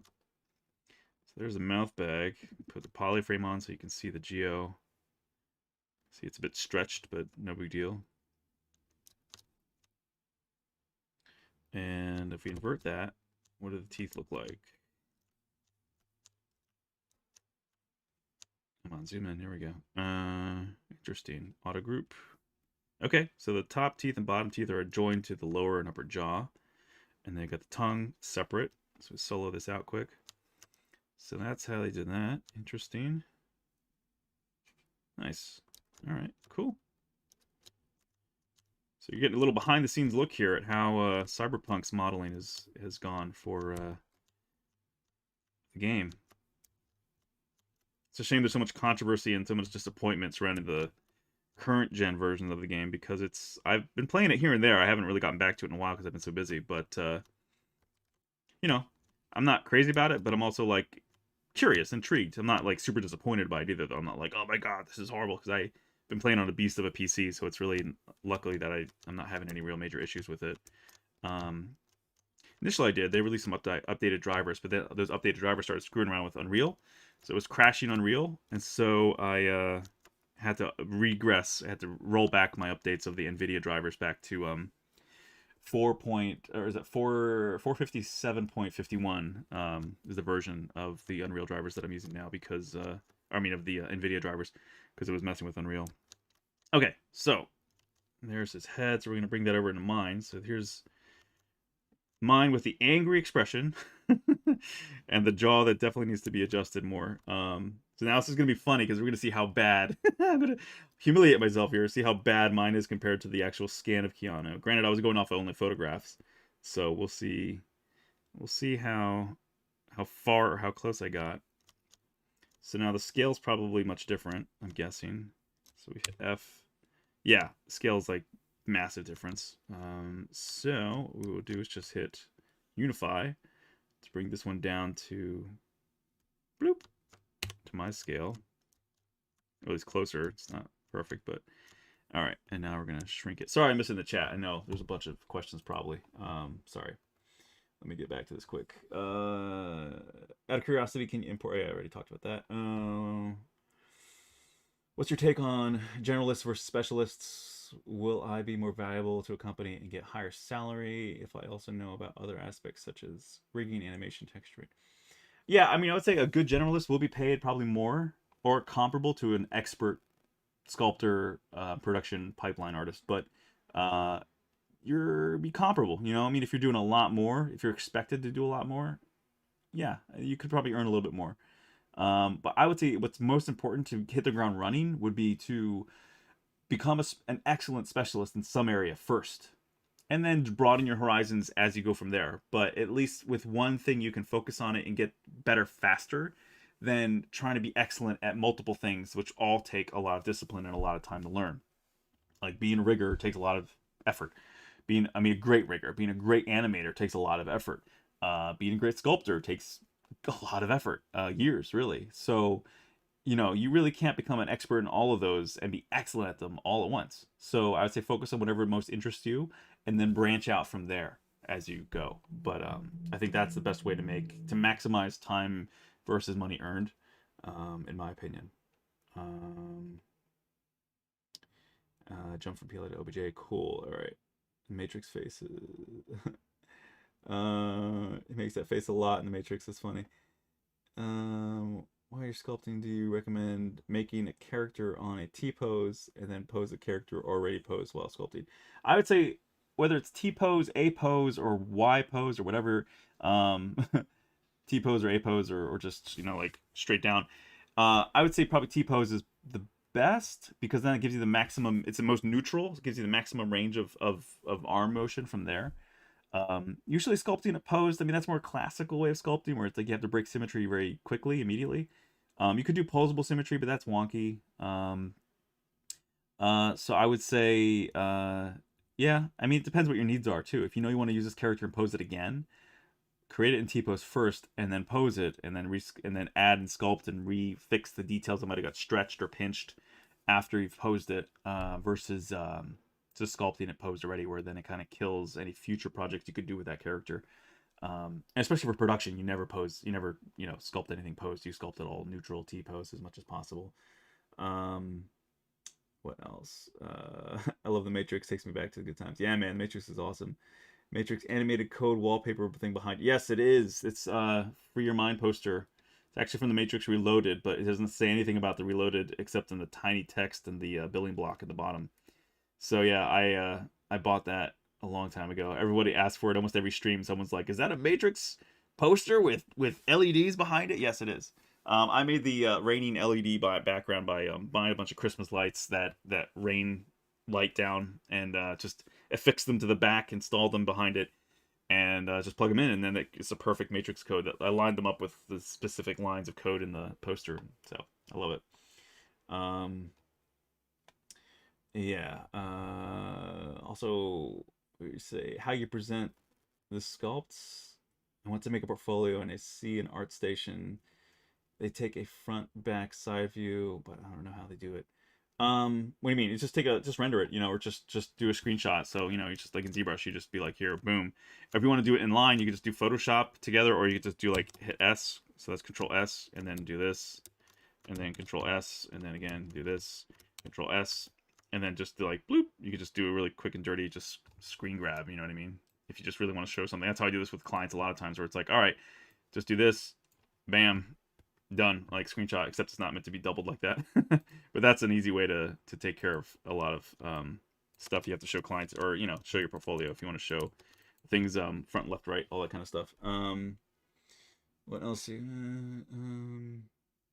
Do you think it's important to learn likeness sculpt? If you want to do likenesses, yeah, it's important. If you don't want to do human likenesses, it's not important. I mean, it depends what you want to do. You know, if some people just hate doing humans and they just don't want to do humans. I don't like doing humans except the characters that I like, or the, you know, whatever, creatures, characters, actors I like. That's the only time I enjoy or have any interest in doing likenesses. Otherwise, I mean, unless someone's paying handsomely, I'll be happy to do a likeness. And I have done some, actually. For a commercial coming out in Super Bowl. You're going to see it soon. But likeness of a famous black actor that we all know and love. But that's it, you know. But I mean, do I go out of my way to make likenesses? Only when it's like this, like a character that I like, or, you know, character from a movie that I love. And Matrix is definitely up there. Dang, look at this. I got pretty close. I'm proud of myself. I'm less embarrassed now, at least. I'm like, all right, see, so my proportions are pretty spot on here. So all I'm doing is just moving the other one in scale, shrinking it down to match the proper scale. But as far as like the actual, so we know that Cyberpunk, they 3D scanned his head into, with high-end cameras and a whole array, that spherical array of cameras that they ask him to do different expressions and they photograph him from every angle, and the photogrammetry turns it into a 3D scan. So let me turn off his hair, 'cause that's throwing me off a little bit. So yeah, all right. So I made his head. So this is the Cyberpunk one. So you can see it's triangulated, and this is mine. Let's drop it down a little bit here in resolution. But yeah, so my head, the head of him, I made it a little too like backward thick, or like deep. And so let me get back here. So I guess shrink this a little bit more. So yeah, some of the proportions are a little off for sure, because I didn't have the best view for his back of his head, really, the size of it. But let's see here. Interesting. I didn't get too far off though. I mean, like, so like the ears, so like that's the ear distance needs to come out more for sure. But simply going from photos, if we align the nose, the mouth, and the eyes, pretty damn close. Yeah, not too far off. And again, it wasn't finished at all. He's also making an expression. Your ears do move too when you make an expression. Like I can kind of move this one. So, like when you're really making a tight expression, you can notice your ears will move a little bit too. But I think that's not an excuse in this case though, because these are not, they're just not in the perfect alignment as they should be. But again, close, not too bad. So this is really kind of a fun like expose of where I was to where his actual real face is. This is pretty cool to see, because I've never done this where I've tried to sculpt it and then actually get the scan of the person afterwards. Often, whenever I've worked on real people's faces for film or shows or commercials, they'll often provide a scan. Often, not always, but often they'll have a great scan that's just, it's kind of imperfect and it's definitely like, messy.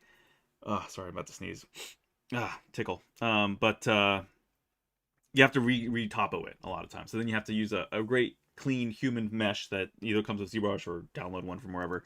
And then you have to map that. You have to re-sculpt it to match, to wrap it to the other face. And so ZWrap is great for that. But if you don't have ZWrap, you can do it by yourself in ZBrush as well.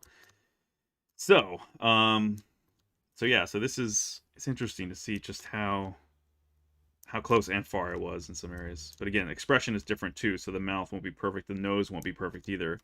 But I think I got the nose, mouth, and placement of the eyes semi-right. So like mine's expression, I think the cheeks are actually accurate too, because he is making more of a wincing expression. So when you're doing that, your cheeks go up. You're making a squinting facial expression. So like using the photos I was using, oh wait, not zoom. Shit, where's the sorry, I'm opening up Zoom. I don't need to open Zoom. I'm with this as a blue icon. So him making that expression, right? Tightening. This is tightening versus calm, right?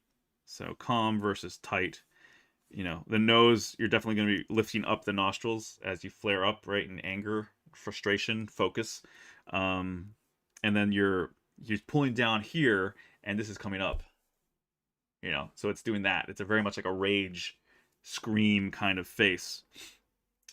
So that's definitely a shift that I think actually I would say I'm not too far off there, because if this model had blend shapes, I'm sure one of those would be very similar to this, where you would have a lot of these pieces going up. But what I'm a little disturbed by is the amount of asymmetry that I feel like I have going on in the head here. That's definitely like a like a dent in the side of the head here a little bit, or like the whole thing got shoved in a bit too much for sure. So that's a little disturbing. Why it went like that, I'm not sure. Maybe it was an accident, or maybe I was just stupid and pushed it too far.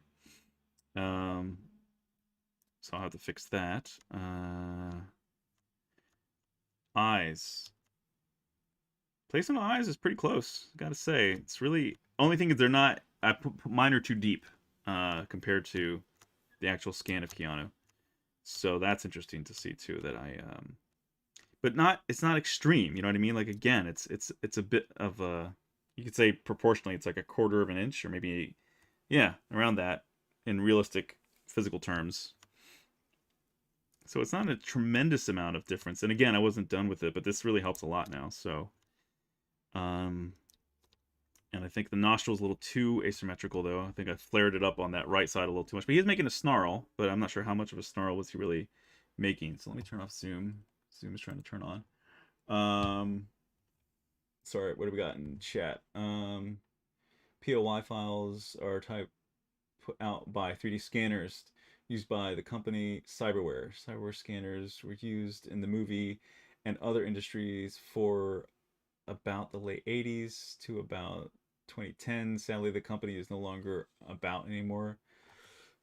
They had a listing of programs to go through to convert the file type, but I was always interested in finding one that wouldn't need so many flaming hoops to jump through to get from point A to point B.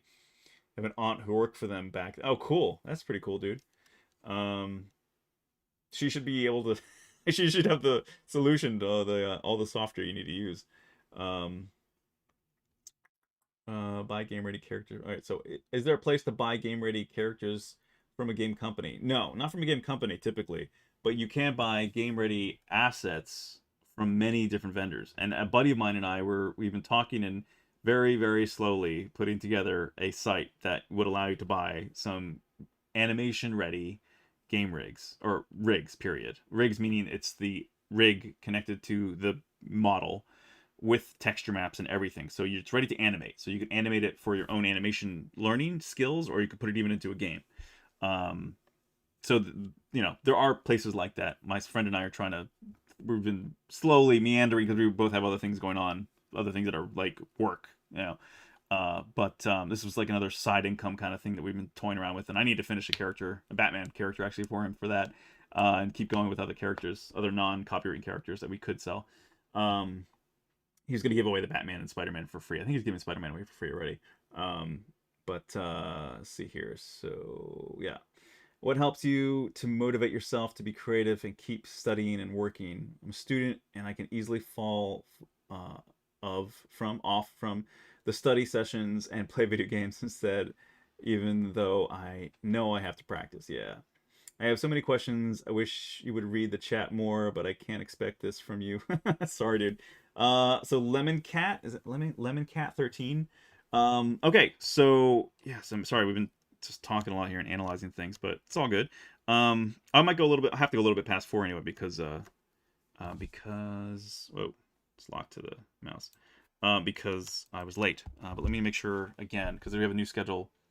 I have a new schedule this month, so let me just double check to make sure that no one is after me, because if I have to jump off at 4, I don't want to infringe on anyone else's time. So let me just double check quickly. Today... No, I'm the last one. Okay, cool. All right, so yeah, I can go a little over 4. More than I was going to. All right, so I'm sorry, Euceris, if you're still out there, give me a text, give me a little chat. Sorry, Euceris, I know you asked about a girl. I have to get back to you on that.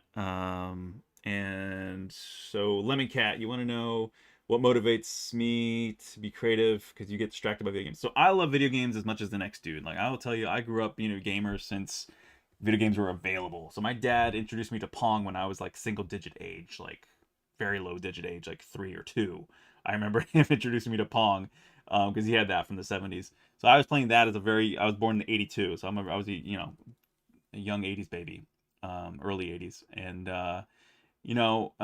friends had like a Commodore and an Amiga and other computers that had like this game I remember a lot my cousins had, and I loved playing it. It was like a much harder, more challenging kind of Mario like game before Mario really came out. It was called Montezuma's Revenge. It's just hilarious game. Let me find it quick for you guys to show you. So I think it's like an old. Is it 8-bit? Would it be considered 8-bit? Okay, why can't I click on anything here? What's going on? All right, is that? There we go. Okay. So let me see here. If I can find it quick, I'll just show you guys what I'm talking about. Just because it's fun. I don't know. Montezuma's. Let's see here. And no, it's not about the runs.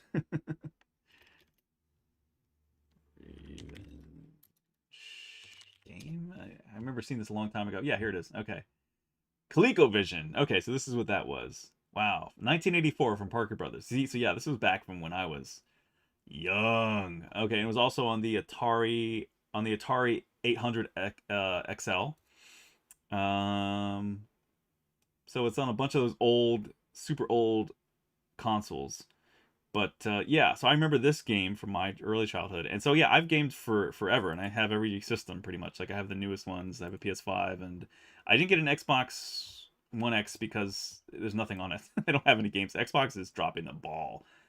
So anyway, I'm just saying this to show you and to just to prove that I am a avid gamer, and will always be one, I think, because I grew up with this was my infancy, right? Literally, like I was a child, infant during the time when the games like this were out, and then as I grew up, the games have matured, right? And we've all, for those of us who were born in the 80s or even like the late 70s, like my sister, we all grew up, and as our life maturity increased, so did the quality of the games. So we've kind of been tracking perfectly kind of with for those of us born like late 70s early 80s, we've been tracking with games kind of at the appropriate visual aesthetic quality level as would be appropriate for somebody who could handle some extreme stuff, meaning like when I was a teenager, late teens, I guess, yeah, because it was like 97 98, and I graduated in 2000, so I was 17 going to 18 then. That's around the time when Resident Evil was popular. Resident Evil 2 especially. I remember that on PlayStation 1. Huge fan. Huge Resident Evil fan. Definitely love the traditional ones. 7, I'm not that big of a fan of, but it was still a good horror game. It just didn't feel as Resident Evil-y as others, you know. And then now 8, I'm looking forward to it. I'm definitely going to pick it up. I already pre-ordered the collector's edition, but still it just feels a little more like Resident Evil because Chris Redfield looks like Chris Redfield, like he should, versus in 7 where he looked bizarre. They used a different actor's face and everything. So I think they heard the outcry and were like, that's not the character. So anyway, this is just fond memories of my childhood. But so gaming can be a huge distraction if I let it. But you know, I think some of it's just honestly, dude, and this isn't like at all a knock on you or anything. It's just maturity, self-discipline. That's what has to take over.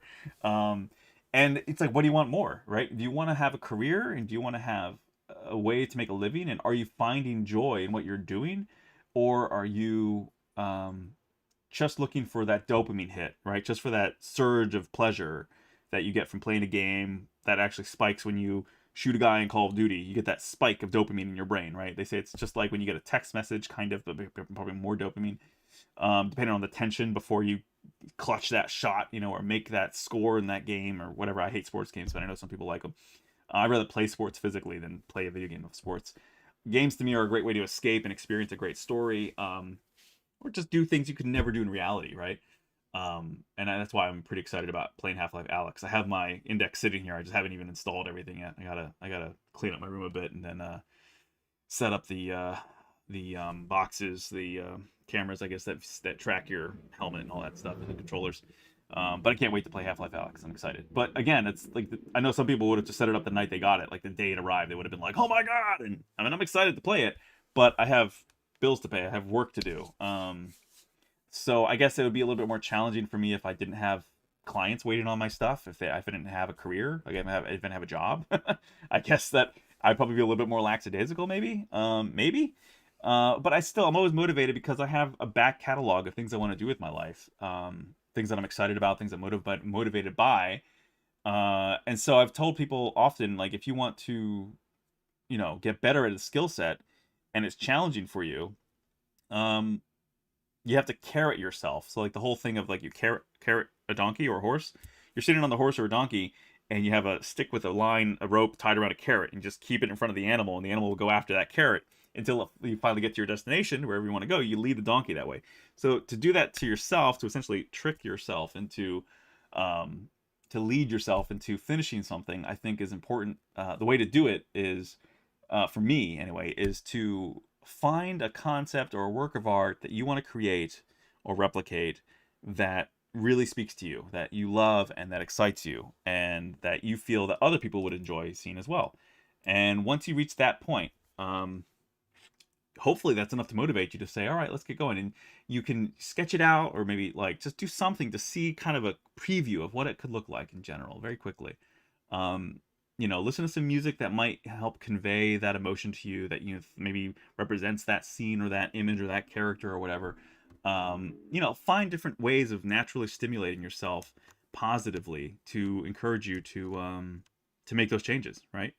To make those changes in your life. But yeah, if you're getting distracted and you're around distraction, remove yourself from that environment, right? Remove either the distractions from that environment, or better yet, remove yourself.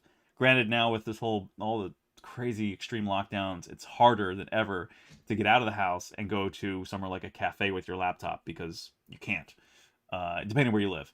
So if you're somewhere where that is an extreme lockdown, then I would say at least move to another room if you can, or disconnect your systems, your game consoles, or whatever, unless you're talking about PC gaming, in which case, if the computer you're using is the same one you used to do work, that's a problem. Then it just comes down to self-discipline. I have distraction all around me all the time. I have games on this crazy beast of a PC. I've got the PS5 in my living room, and I've got another old PS4 here in my room, and a TV in every room, and I have distraction all around me. So I wanted to just be unproductive and have just massive amounts of entertainment, and just become a lethargic, Jabba the Hutt, just turn into a blob, just sitting in front of the computer or games, just doing that. I could, and it would be a total waste of my life, and I'd be evicted because I wouldn't be paying rent. So yeah, there's definitely something to be said about maturity, and just having a certain focus on what you want to do with your life, and then pursuing it and working hard. If you can't develop that in your environment, then you have to really ask yourself, do you really want what you're saying you want to do? Because clearly the sugary entertainment, right, the ice cream of life, video games, playing them in particular. See, there's the big difference between making them and playing them. I mean, any plebeian can play a game. Not as many of them, very few of them by comparison, actually make them. You have to be able to find pleasure in it, and in it, learning to have delayed gratification is what it is. I hate to sound like someone's dad or their grandfather or something, but a lot of people have been conditioned to instant gratification, and our culture and society, Western culture, has not helped people mature beyond the idea of entitlement and self-gratification and instant gratification. It's like saving money. It's like investing money. Buying assets instead of liabilities. Like, understanding those principles are super fundamental to success, really. So I don't know how else to put it. I mean, I hate to sound like someone's dad or to sound condescending, or because it's not like it's not sometimes a struggle for me, because sometimes it really is. But I've grown quickly. I've grown past that. And also, you have to teach yourself to be able to take a break too. There's that. So you have to be able to allow because I struggle with almost the opposite thing of, I feel guilty whenever I'm playing a game or watching a movie a lot of times, because I live in my work environment, right? I mean, like, I could step out in my living room and be away from this PC, but then I still have this portable Wacom Mobile Studio Pro, which I take out there on the couch and I work on there. So it's like I'm always surrounded by work, and I could always be working like all the time if I really wanted to be. And sometimes I have to be like around the clock almost, or working late and staying up really late to figure things out or fix things or whatever. But it's not healthy. You have to learn how to take a break. You have to grasp a balance, and that's challenging for every artist at every different skill level. I think, like, all over the map, whether you're 50, 60, or you're 25, you're still going to struggle with a life work balance. That's why marriages end. That's why so many artists get divorced, or have really rough bumps in the road on their marriage, if they're lucky to even find someone who wants to be with an artist. That's the other challenge, man. Is like finding a woman, if you're a dude, who's not too hypergamous, right? Someone who's not looking for just a bigger, better deal all the time, but actually wants to be with somebody who they love you for you, not they want someone who has money and is like a wealthy sperm donor, basically, which is what some women want. There's a big chunk of women out there who are looking for just somebody who's got, treats them well, has a lot of money, and will give them children. Sadly say, that's a lot. It's not all women. I mean, and it's not a put down either. I mean, that's just reality. and that's fine. That's fine if you want a family. That's great. We need good parents in the world for sure. We need good kids to be raised by good parents. Two parents. It's great to have a two-parent homes have been universally shown in all studies to have far more successful children. And not that children from single-parent homes can't be successful. That's not to say that at all. But by and large, the massive majority of people who are successful and who are emotionally maturely balanced come from two-parent homes where the parents really, put effort into teaching, loving, instructing their children, deliberately teaching the kids' minds how to think and guiding them morally. Those are just huge factors. So there's hurdles that will have to be overcome depending on what your hand has been dealt, right? What your life has been dealt, and how you are set up to start, right, in life, and where you're coming from, where you're starting from, right. So those are all just realistic factors that play into everything. Um, I got definitely disciplined by my parents to be to learn to be self-disciplined, and it's still not, I'm not gonna say it's a walk in the park, but I've learned to create habits, right, that help me find success in what I do enough to at least survive, right. Not that I'm like the most prolific artist or anything, because there's other artists that are far more well known than I am, and far more successful financially for sure. I'm sure than I am. But I'm just saying that it's something that you have to master yourself. You have to be able to discipline yourself. That's really what it comes down to. Do you want what you claim you want, or are you just saying that because it's a fun hobby that you kind of enjoy, but you get quickly distracted by something shiny and cute over there or whatever, what's your life mission, right? What do you want to accomplish with your life?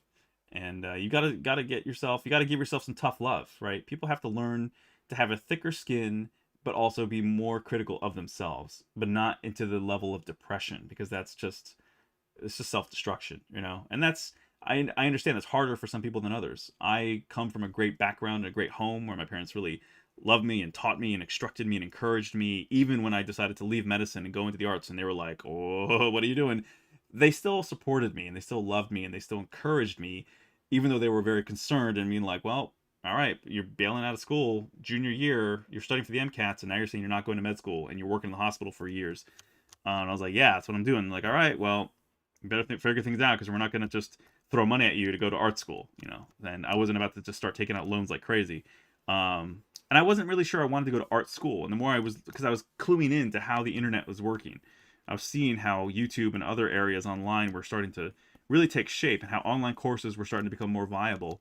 And thankfully, I didn't pay for art school, and I say that because I feel like for myself, I was homeschooled through high school, and it was definitely more awkward for me and during that time, because in the 80s it was much more looked down upon, and I'm sure it's still looked down upon by some people today. But but now I'm with everybody's. Except now it's kind of almost the jokes on everyone else, because everyone's forced to be homeschooling their kids now.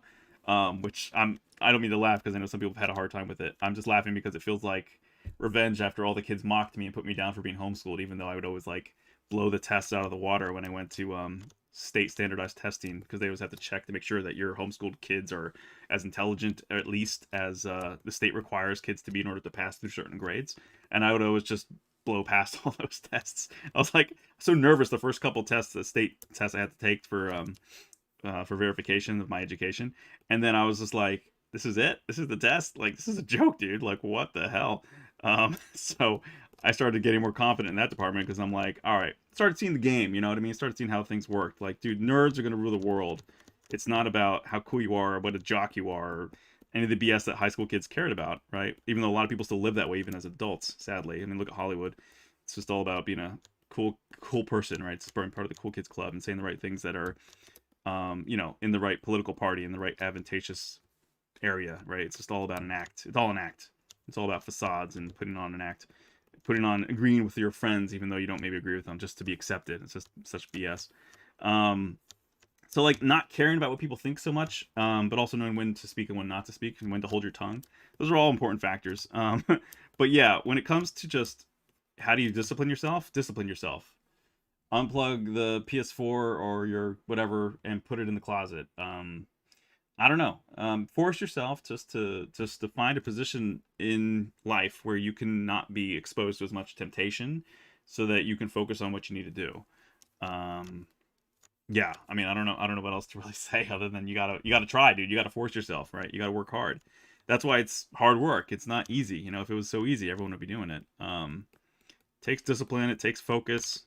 Um, you know, so I don't know. I hope that helps. I don't know. I feel bad. I don't mean to be saying it's been, because it hasn't been an easy ride for me either, man. It hasn't been like the smoothest, simplest coast up to where I'm at right now. It's definitely work. You've got to climb your way up the mountain, dude. You know, but that's also why there's the excitement and you know some patting on the back of yourself that can happen at that point, because it's a lot of hard work. You know, it's not an easy trip for anybody really. The only thing that makes it easier is perhaps if you're enjoying what you're doing and you're genuinely enjoying it. But if you're struggling to enjoy it, either maybe it's not for you, or you just need to discipline yourself and find inspiration, right? How you stay motivated is to carrot yourself with, I want to do this piece and I see it in my head, it looks fantastic and beautiful and I'm excited by it, but I don't know X, Y, and Z to get from point A to point B. So, excuse me. So then learn whatever you have to learn in order to make that piece a realization. I mean, if it's so ambitious, maybe do some of the cheats, meaning like, maybe don't learn Houdini because Houdini's like huge. If you just want to learn it just to create clouds or volumetric things, go figure out that you can download like VDM, VMDs, VDMs. I forget what the word is. Volumetric data VDMs, VDBs, volumetric data files, where you can just download the cloud volumetric file, drop it into Unreal or drop it into Keyshot, and it'll look like a cloud. You know, so there's certain things where it's like they're so complex to learn, and it's only a tertiary aspect to the scene you want to make. Cheat it, or you know, download something that's already made for that. Don't kill yourself learning that. But when it comes to like sculpting characters, learning ZBrush or learning Maya, there are techniques you might have to learn in those programs, but they'll service you for so many other projects in the future. So it's really advantageous to learn them now for your personal project, so that then you know how to execute that same pattern of processes when it comes to a production pipeline where they're asking you to do that for a character, a scene, an environment, art, asset, you know, any of that thing. So carrot yourself, you know, by giving yourself a project that you're really excited about. Pursue it. Say you announce it to the world, put it on Facebook or Instagram, whatever. I'm gonna do this piece, and here's the outline or something. So at least some people maybe hold you accountable. So people at least hold you to like hold your feet to the fire and be like, hey man, where's your weekly update? I want to see how progress is going. Get some friends around you that will encourage you. You know, that's the other thing in life. It's like find people that give you some positive feedback, all right, and maybe give you some good critiques too. That's definitely important for any artist.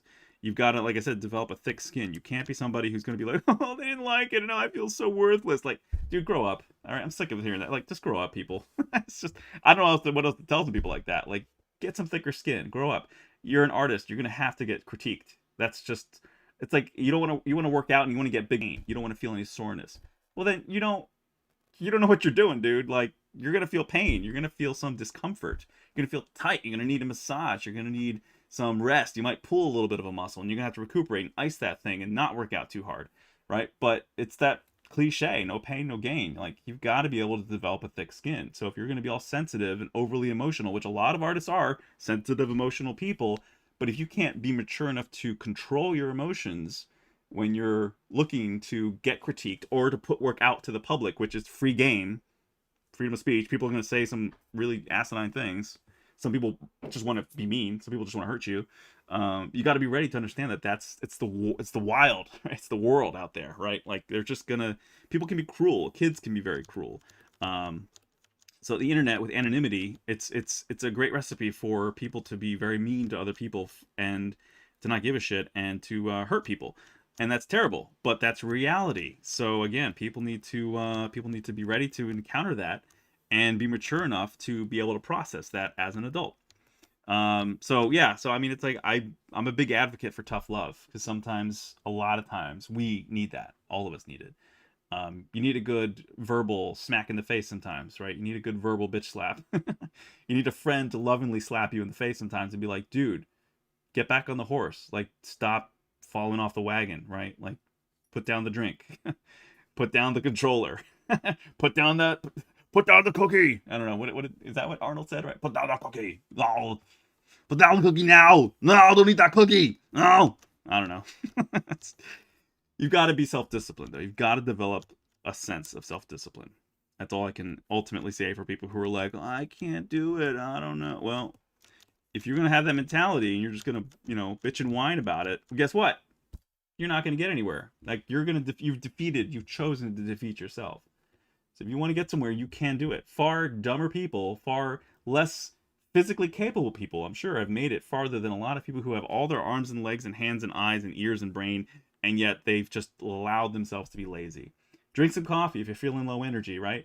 Eat some meat if you need some protein and testosterone. Like, lift some weights if you need to feel a little bit more manly. Like, do things that will help. You can do things to help yourself condition yourself, train and habitualize yourself in your life to be a better version of who you are. But you have to consciously choose it, deliberately choose to do those things that will then feed into your own subconscious and your system and develop good habits so that you can progress forward and you can make better decisions that become more natural, become more second nature, and become it helps you become a better artist, right? But you've got to develop that maturity, that tough skin. You got to develop some thick skin to say, all right, let's do it. Let's spar. All right. That's what you're doing with life. When you're putting work out there, you're sparring with the world a little bit. You're putting all this work and energy into something, and then you're putting it in front of the public. And now you got to be ready to take a beating. You got to be ready to get some hits thrown at you, right? You got to be able to roll with the punches a little bit and then keep coming.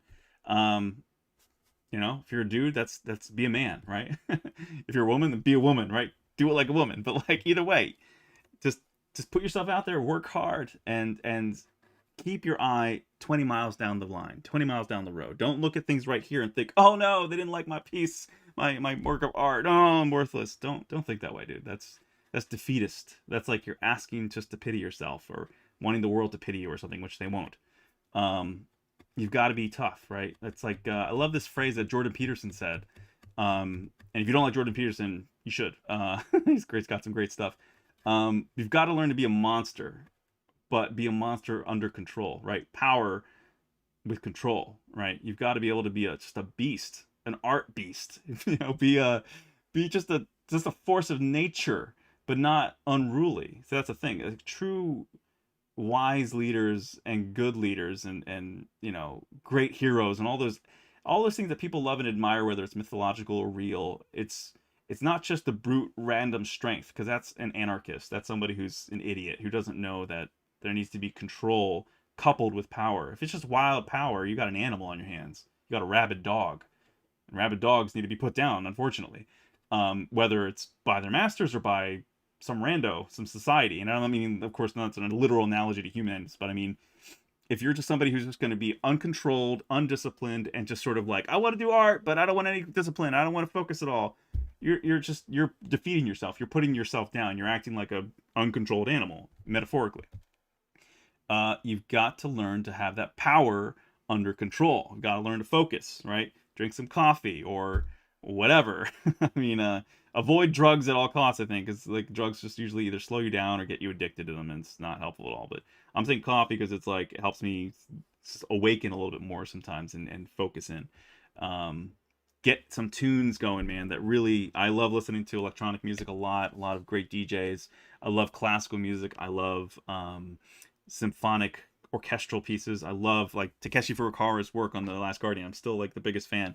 I love John Williams, just great epic composers. Thomas Bergenson, Two Steps from Hell. Listen to some amazing music that gets you inspired, that motivates you.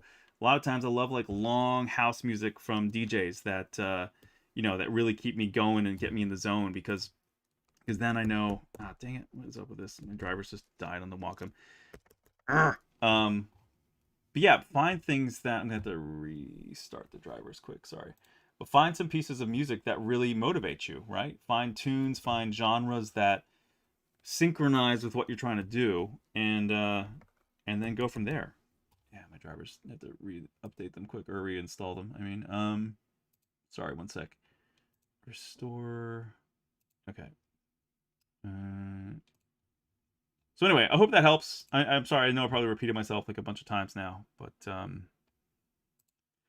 anyway, sorry I get off my soapbox, but hopefully it helps people out there. I'm just telling you what's worked for me and how I think. Everyone's a little different, of course. Everyone's very different. So if I sounded too harsh for some people, sorry. Get some tough skin. I'm not going to be the one who babies anybody, because I don't baby myself. You know what I mean? I'm being fair in this sense from my perspective. I'm not somebody who oh my god, why is this not working now? I'm not someone who expects the world to do me huge favors, and you know, you can't expect the world to baby you. The world is not going to. The world is tough. And speaking of tough, it's tough that my what the hell? It's not liking my Wacom stylus right now. It's not detecting it at all. What's going on?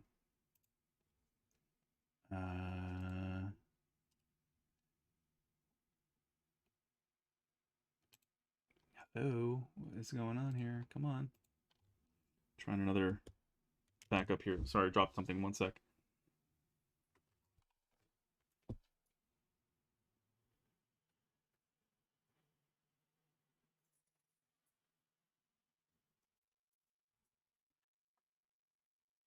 Stream's lagging. Is it lagging for everybody? Is it just somebody? What else we got here? Sorry, I'm missing a bunch of stuff. Amiga 1000, nice. I have a girl question for you too, if you don't mind. Okay. I can only hold my horses if you want. I don't feel like talking about stuff, I understand. We share the same motivation. I totally do the same. Awesome. Do you have to ask permission when you're doing the copy of others' work? Depends. Yeah, I think you should though. Definitely. Overall, if you're copying someone else's work, like their concept art or something, and you're doing it, you should ask for their permission. And they usually will say yes. But if they don't, well, then just do a variation of it, something that's different enough where you're not straight up copying them then. But also, never try to, don't be a dummy and like create someone else's art, recreate it, and then act as if it's yours. Like that's just straight up plagiarism, and you will be found out, believe me. Or if it's a clear, like you're clearly inspired by something and it's a clear derivative of it, just admit that you were inspired by that directly and you're making a version of it. Don't act as if it's your own idea, because people, again, it's the internet. People will find out extremely quickly, and then you're just gonna get a bad name for yourself because people are gonna know that you're ripping off someone else's deal. All right, so now it looks like it's sort of detecting my stylus, but it's not. What the hell? What is going on? Come on here, guys. Why is this not working? All right, now it's kind of... Why? Wow, what is this lag? I don't get it. All right, so now touch is on. Turn that off. Hey, touch. Come on. Lame. Sorry, guys. I don't know why the Wacom is screwing up.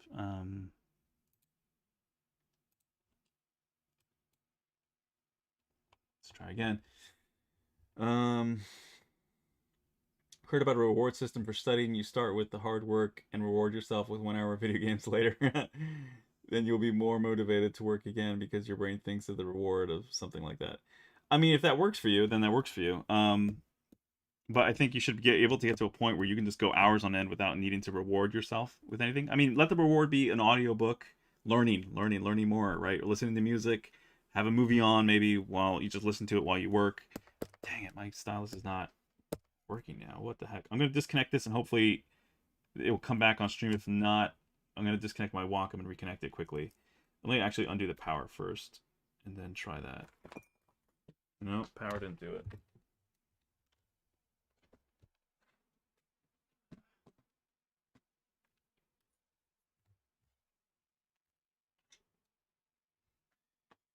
All right, I'm not sure what's going to happen here when I disconnect this USB-C. The screen will go black except for my camera, but I am over time anyway, so let's see if I can get this to reconnect by disconnecting and reconnecting it. Sorry, one sec here. All right, gonna reconnect.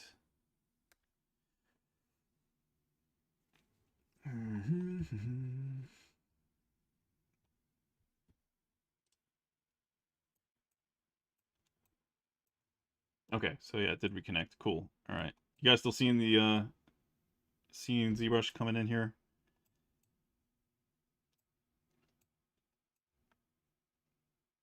Sorry, Wacom drivers can be randomly like killed off sometimes, where they just disconnect and reconnect. Now, hopefully, my stylus is gonna work again. Otherwise, I have to restart the computer, in which case we'll just have to end the stream. Aha! It's back. Good. Yay! All right. So frustrating. Universal problem that's happened a lot to people. Okay. Anyway, so we're back, and sorry, going down the list here. what else we got? So yeah, you, Saris, are you still out here? I don't know if you left or came back. I'm sorry I didn't get to your girl question yet, but I will now. Could you give advice on realism for realism sculpts, and how does working with layers work? Too well said. I think you mean true. This is kind of podcast. I love it. Yeah, it's kind of a podcast. Base daddy advice.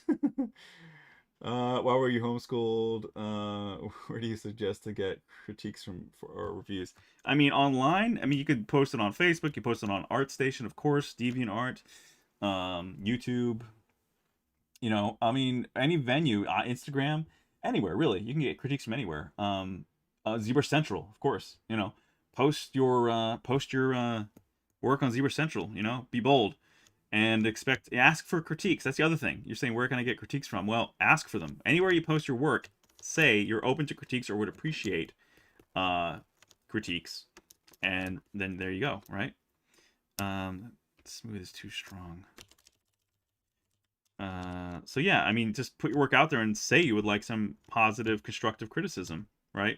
CC, constructive criticism. Say you're asking for it, you'd appreciate it, you need it. Say, please be honest.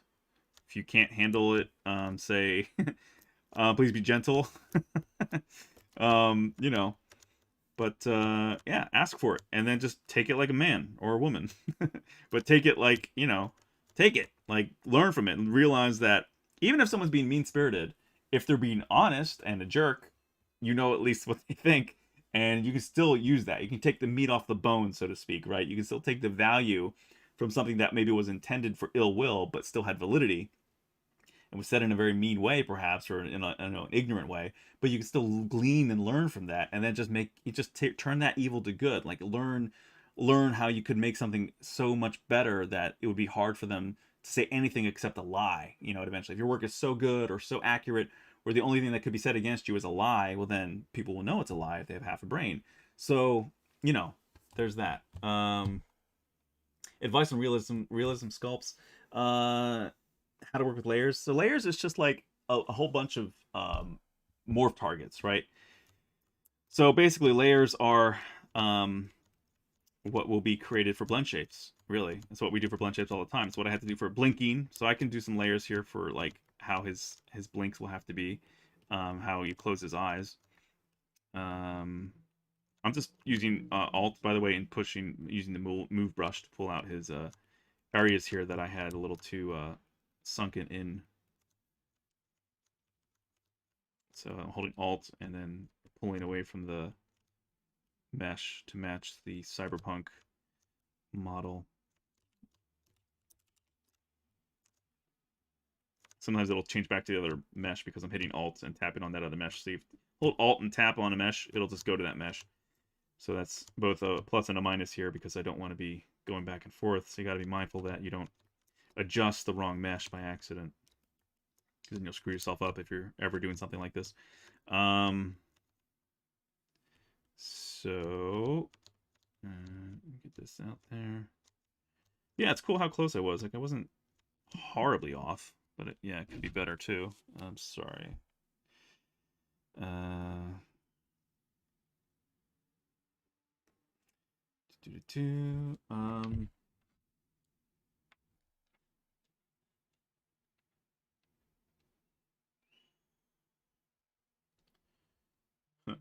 Friends are telling me Bitcoin's going up, by the way. 36 right now. Jeez. Anyway, sorry. Okay, so stream's really lagging. Refresh to fix itself. Okay, cool. Can you critique my work? Sure. If you want to send a link or all right. So if anyone wants a critique, if you have an Instagram, that's a great way to tag me quickly, and I can give you info. So this is my Instagram handle. If you guys want any critique, if I can help, I'll give you my honest opinion. I'll be gentle. I won't be a jerk. I'll tell you what can be improved or what's great. So there's that on Instagram. If you guys want to email me, you can do so at Daniel@lion-arts, or yeah, lion-arts.com. What else? I have a new Twitter handle. So if you guys want to, if you're on Twitter and you want to tweet at me, I'm Daniel Lyon Arts. That's Twitter.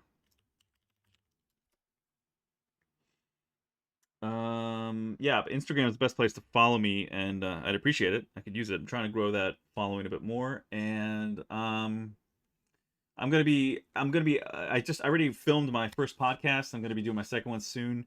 I interviewed sound designer Derek Espino, who's from the a bunch of different games, but he did the sound design for The Last Guardian, for The Last of Us. He's the lead sound designer for that and for Demon Souls that just came out on PS5. He's worked on a bunch of different movies, other games, and he's working on other stuff right now with Sony PlayStation. So anyway, Derek's a great guy. He's a good friend, and he was nice enough to give me, I guess, about 2 hours of his time or so, right after Christmas. So this was like around the beginning of January-ish. That we recorded this.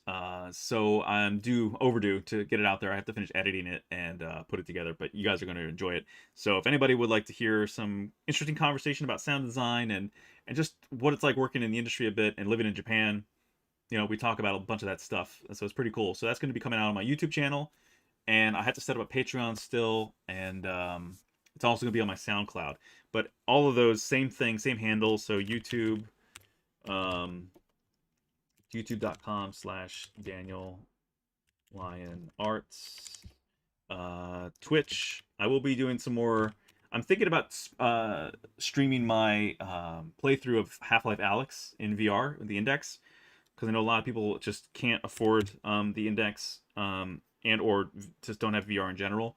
So I think that'll be cool for anyone to see if they want to watch that. I'll be doing that most likely on my Twitch channel, which is this. So that'll be happening, I think, probably this weekend, maybe. We'll see. Maybe sooner. I don't know. Depends when I have to set this up. I'm finishing a project up now, and I have one other one that's the more longer term that I'll be working on every day now. So we're going to be wrapping up this one project today, I think, or tomorrow. So then that'll give me more free time. I'll set up all the boxes and the whole rig and everything and get it all calibrated, and then I have Alyx already installed, so hopefully it should be just a plug and play moment from here.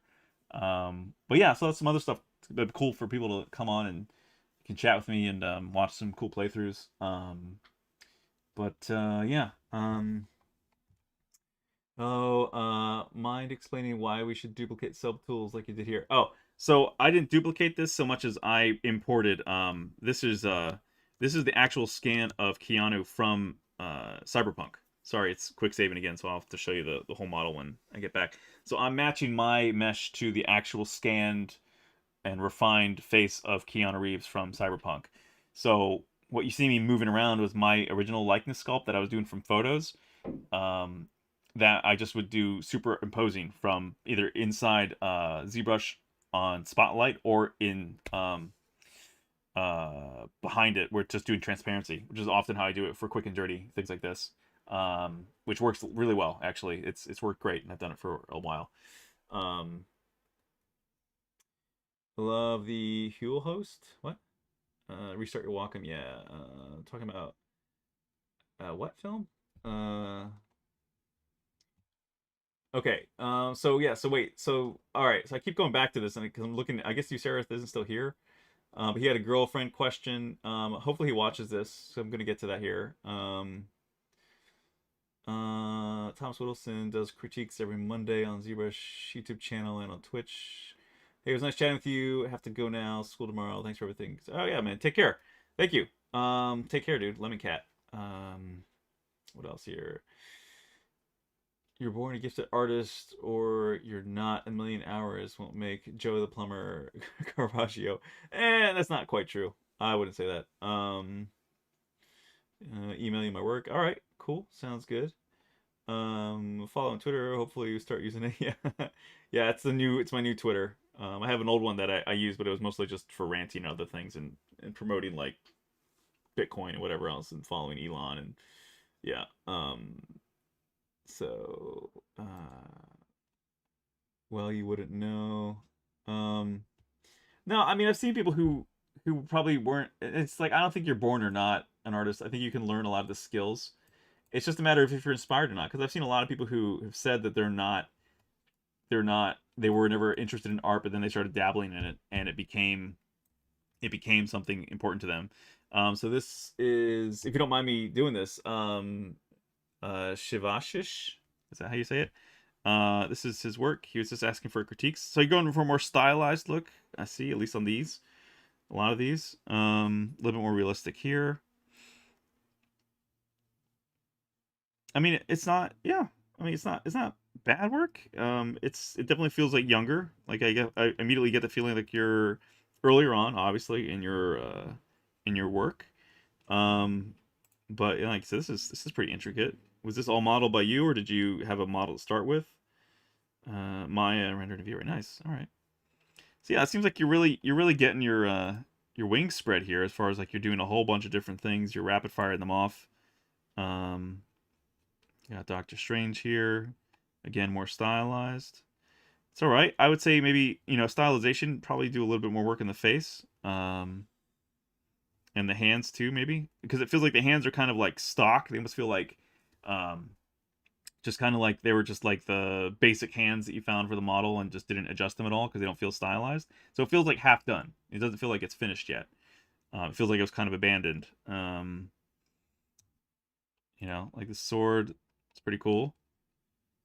Got some decent work here. I'd probably make the cloth a little thicker, show a little bit more texture in there, like geometric texture. Like that's all fine. That's cool. Um, uh, yeah, these are okay. I mean, stylized, they work.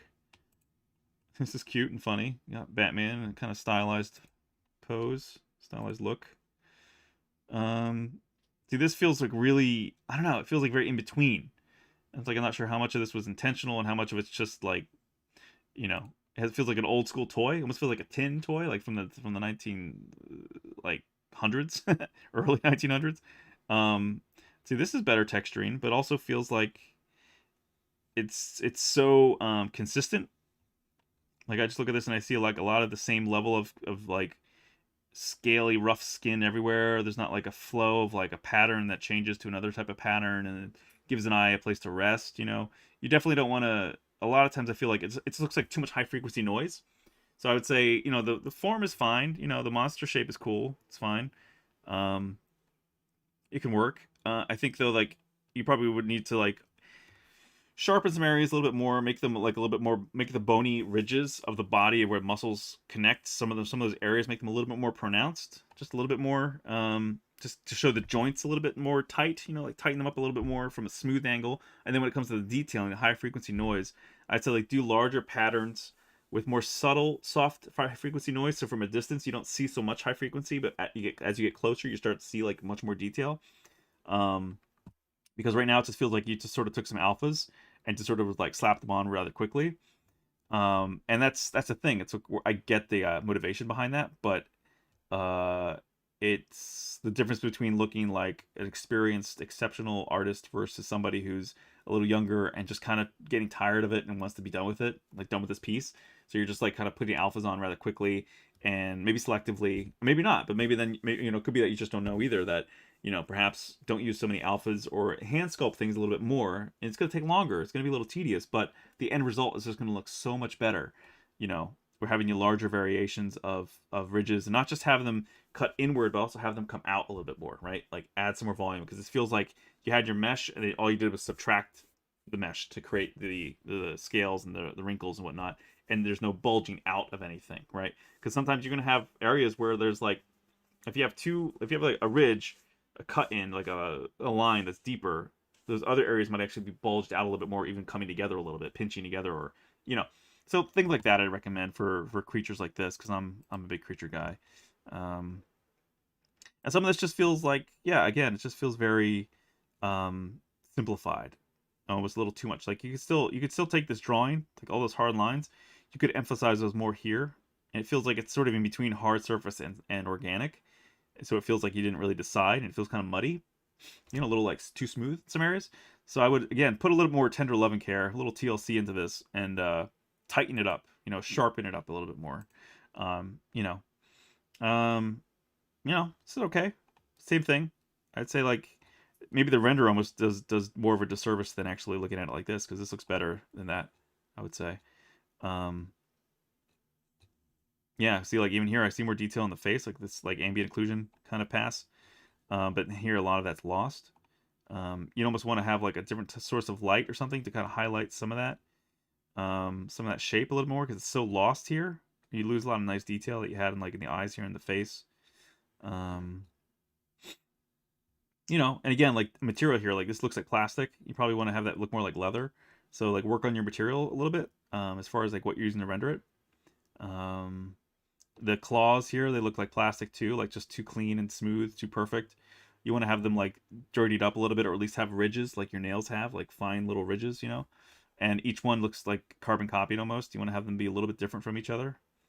You know, so little things like that. So I feel like, you know, you could definitely improve on these pieces, but you're not far off. Like you're definitely going down the right path, I think, for sure. And you've got like your knowledge here of setting up your scene and your camera and adding different tertiary elements like the water here in the mouth, the saliva. That's great.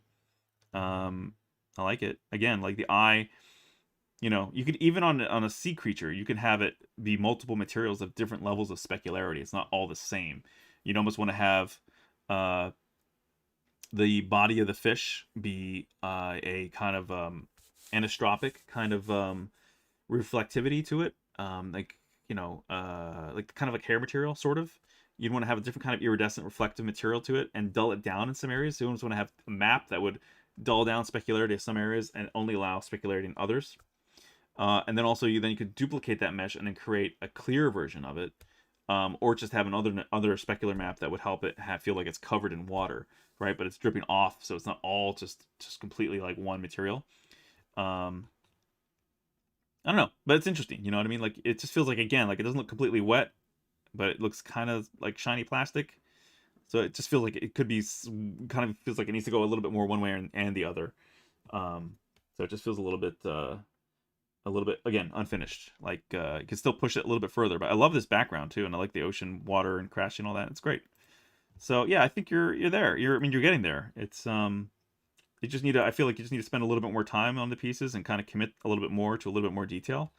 And like even here, some of the gradation of color, you know, you could probably, it's either the smoothness of the surface and or like the airbrushing of your digital paint. Just could be a little bit more refined and not look so muddy, so blurry. You know, yeah, little things like that. And again, like this just feels like you took a snake hook brush and just dragged it out, which is probably what you did.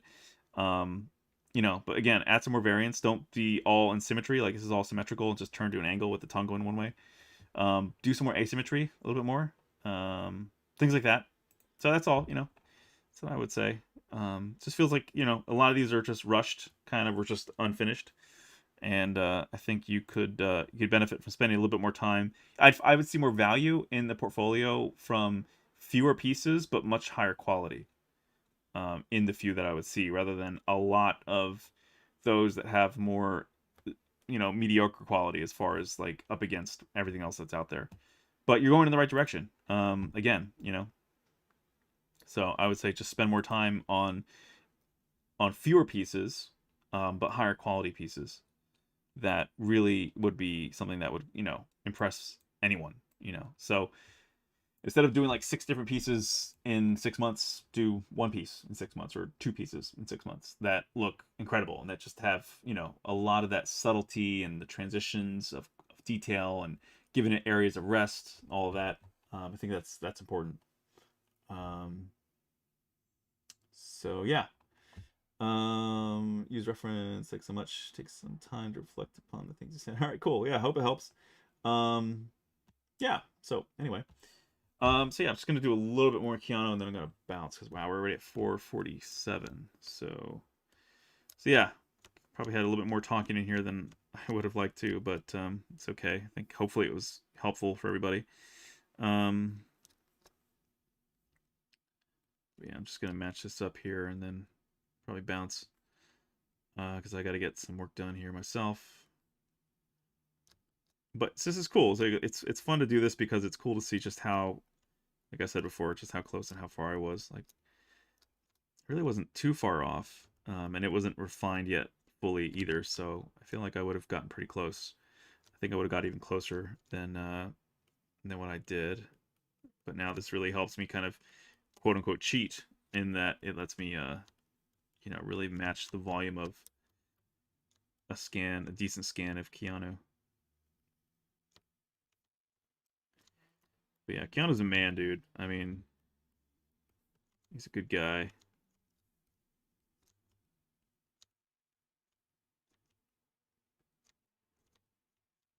I mean, I know he's not perfect. No one is, but I've heard so many good things about him. And he's a stand-up dude. He's a decent person.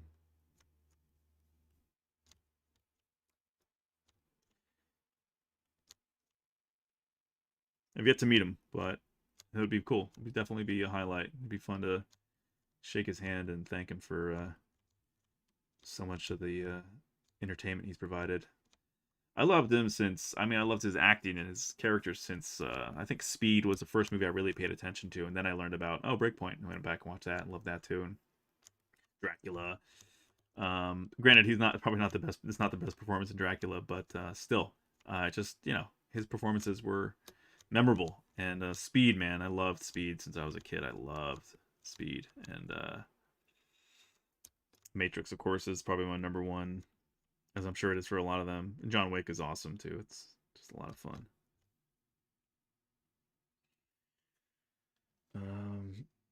Why the model being decimated, not retopology? The other model is not decimated; it's triangulated. This one, yeah, this is triangulated. So this is because it's taken from the game. It's taken from Cyberpunk. So this is I turned off his hair. This is the Cyberpunk model from the game. So everything's triangulated in games. They all get triangulated. See that? So that's why. It's weird from some angles because the eyebrows and the shape. It almost looks a little bit like John Travolta. Interesting, like the very squareness here, and because there's no perspective on, if you turn on his perspective, I think it helps a bit more. And of course, then the bushiness of the eyebrows, the thickness is cards. So those are all eyebrow cards for hair. So they're not accurate to the actual volume of his head.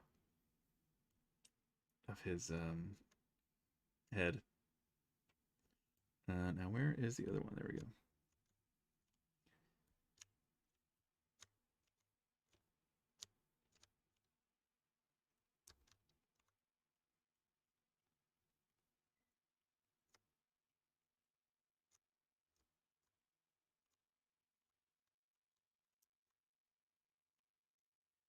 And what was the other picture I was looking at? I'm gonna bring that up. This one. Oh yeah, I brought everything to the other screen because I disconnected my Wacom.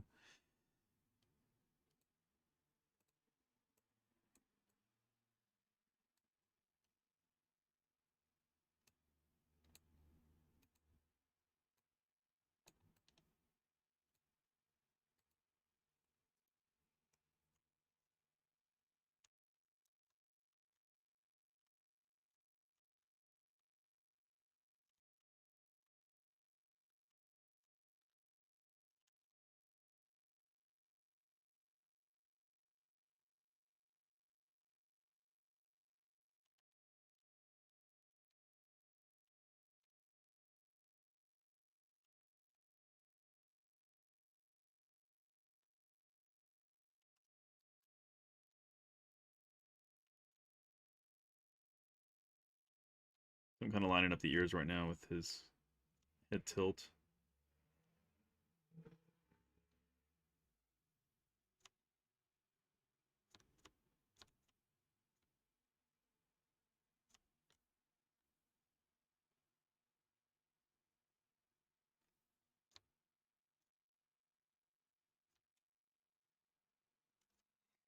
What a focal length, maybe a 35, maybe a 50.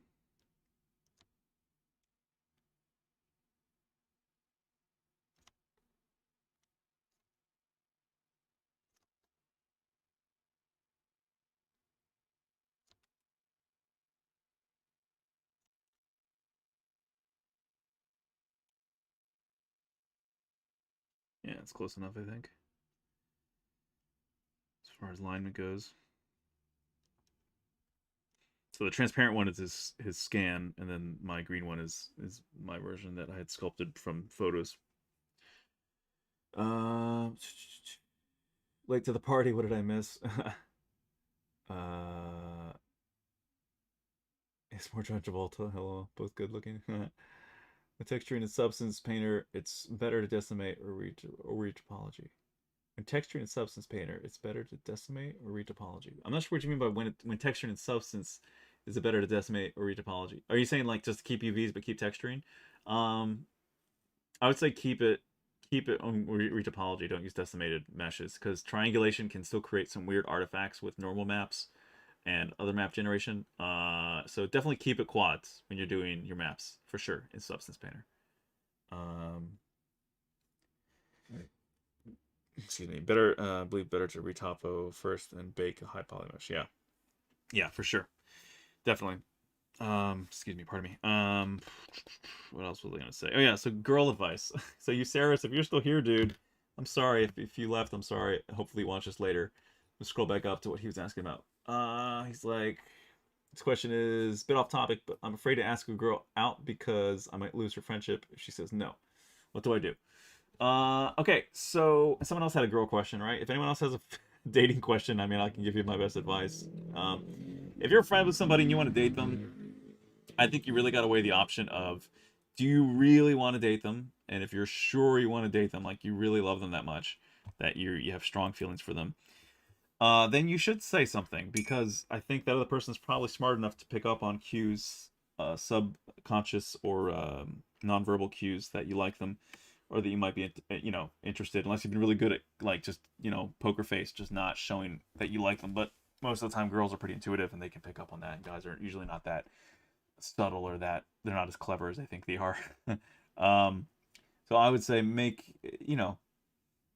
don't make it too big of a deal. If you if you want to have hope to salvage your friendship, don't make it like, I have to talk to you about something really important. We got to go over here and talk in private right now. Like, don't do that. Don't just be, if you're a good friend with them, be honest and be a friend and say, hey, I've had this on my mind for a while. I really just, I think you're great, and I really care about you a lot, and I really would love to see where things could go if we would consider dating. I don't know, however you want to phrase it, right? But just be honest, be calm, be friendly, be positive. If you really love them and you really care about them, even if they say no, you hopefully will have the maturity to say, well, I'm sorry we couldn't go down that road, but I would love to still be friends with you if you want to still be friends with her. After this point, I know it can hurt to be rejected. No one likes being rejected, and guys have to deal with it all the time. Women do too, but I feel like guys do it more because usually we're the ones who have to initiate and ask, and so it's not fun. I don't enjoy it. Nobody enjoys it. It always feels lame, hurts, or it's can be humiliating depending on how you're rejected or how you're declined. But I think it goes both ways. I think there has to be a certain level of maturity that men have to be able to accept the fact that they'll probably be rejected or could very likely be rejected. And on the other side, the female side, women should be gentle and respectful and clear when they do reject somebody, by making it clear that they appreciate it, thank you for the compliment, or if they are flattered, even if they're not, it's wise just to kind of placate a dude a little bit, so he doesn't, if he's crazy, he doesn't act out.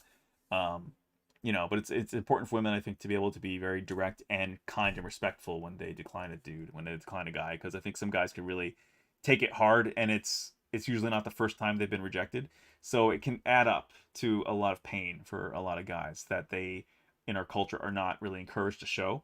So it can really build up and can really hurt, I think, some guys who are extremely sensitive. I definitely was rejected a bunch when I was younger, and still have been in the adult life now, I guess. As I'm 38, it still happens, now and then. Most of the time, it's because they have a boyfriend. They'll just like, oh, thank you, but I'm dating somebody, or you find out they're dating and you don't even ask because there's no point then, because that's crazy, and just it doesn't work out usually 99% of the time. So it really depends on everyone's scenario. Everyone's different. But yeah, I would suggest, if you feel that way so strongly about somebody, bring it up to her. If you really love her, you should want her to be happy regardless. Of course, I never like the whole thing too, where it's like, oh, if you really be happy, you'd be happy with them, with me, with someone else. Like, if you really love somebody, you want to be with them. I get that, and that's reality. But the other side of it is, if they don't like you, then that's just it, dude. It sucks. That's tough, but that's just reality. So you might have to be understanding that a friendship isn't possible then, or at least not currently. Treat them well, like stay respectful, stay Facebook friends or whatever, connected online if you want.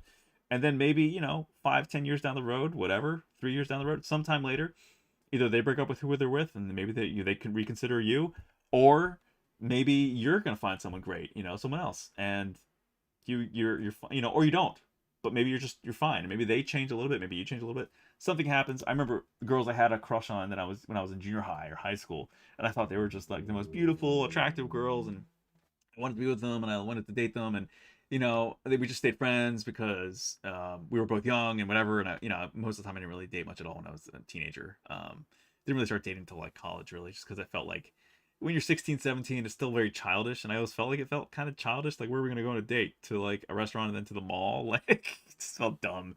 I always felt it was kind of cheesy and retarded. Um, but eventually, college was a lot more dating, and it was just dating a lot of the times too. It was just for fun, and it didn't really wind up going many places because a lot of girls in college wanted to go be something that they wanted to be. They were career driven. Or they wanted a family immediately, and I'm like, I'm not interested in having kids anytime soon. I want to do more with my life before settling down to have to, because I take it very seriously too. Like, a child is another human being. It's a whole life, and it's life you're responsible for. So I mean, financially, morally, ethically, there's so many things. Yeah, education wise, there's so much. It's a whole life, and I feel like there's a lot of irresponsible parents out there, and I would never want to be one of them. So I would take it very seriously. So I definitely don't want children right now because I have a lot that I want to do with my career, and it takes up so much of my time as it is. I can't imagine having a child like right now, man. I mean, later, probably, maybe, if the woman I'm with, if I'm really with somebody that we both are just in love with each other, truly, not just the flighty emotional stuff, but we committed and we know how to love each other as two complete whole adults that choose to be with each other and really want to deliberately make a family. I don't want to have kids by accident and be like, oh well, I guess we'll love them. Like, of course we'll love them, but like, that's just irresponsible. And I just, so many parents have done that, and it can work, and they can grow to love their kids just fine, and that's definitely true. But I've seen from my parents that they were together. They chose to be together, get married first, live a life together, go out and experience the world together, and then have kids. First my sister, and then a few years later, and then me. And there was the deliberate, intentional choice to say, all right, let's try to have kids now. All right, this time, let's not have children. Let's make sure we don't have kids right now, so we can enjoy each other and go out and enjoy the world. And then when we're ready to settle down, okay, if we want to have kids, we'll have kids. If God grants us the blessing, then so be it. That kind of thing. Like, so much it's so much out of your control. Even if you're trying to have kids and you're both fertile, there's still so many things that can just not allow you to have children. It's sad. So yeah. So I think those are all big factors, man. I mean, like, when you really come down to dating, the reality is that there's a lot to consider. And if you just want to go out and have a good time, then just go out and have a good time, but don't have your sensitivity, your heart on your sleeve. Like, you got to be ready for rejection, and you got to be able to handle it like an adult, like a man, and just say, all right, I'm sorry it didn't work out, but hopefully they were so nice to you that you at least can thank them for being gentle and how they responded to your proposition, to your asking them out. Maybe you can stay friends if you guys want to stay friends, because that can be healthy. But if you're so emotionally invested and they reject you and then it just crushes you, that can be really unhealthy for you. And and if you're somebody, so there's so many guys when they're younger, they become these like sycophantic, just like, what's the word that they use today? Not betas, it's the simps, right? They just buy everything for the woman. They just show them all this attention and just accolade, just praise, and just sick, just like, it's just something wrong up there. It's not healthy. It's definitely not healthy. I think if you're in love with your wife or your girlfriend and you guys are pretty serious, then yeah, like, blowing money on her for her enjoyment is fine. I mean, if that's her love language, right? You guys look up the love languages.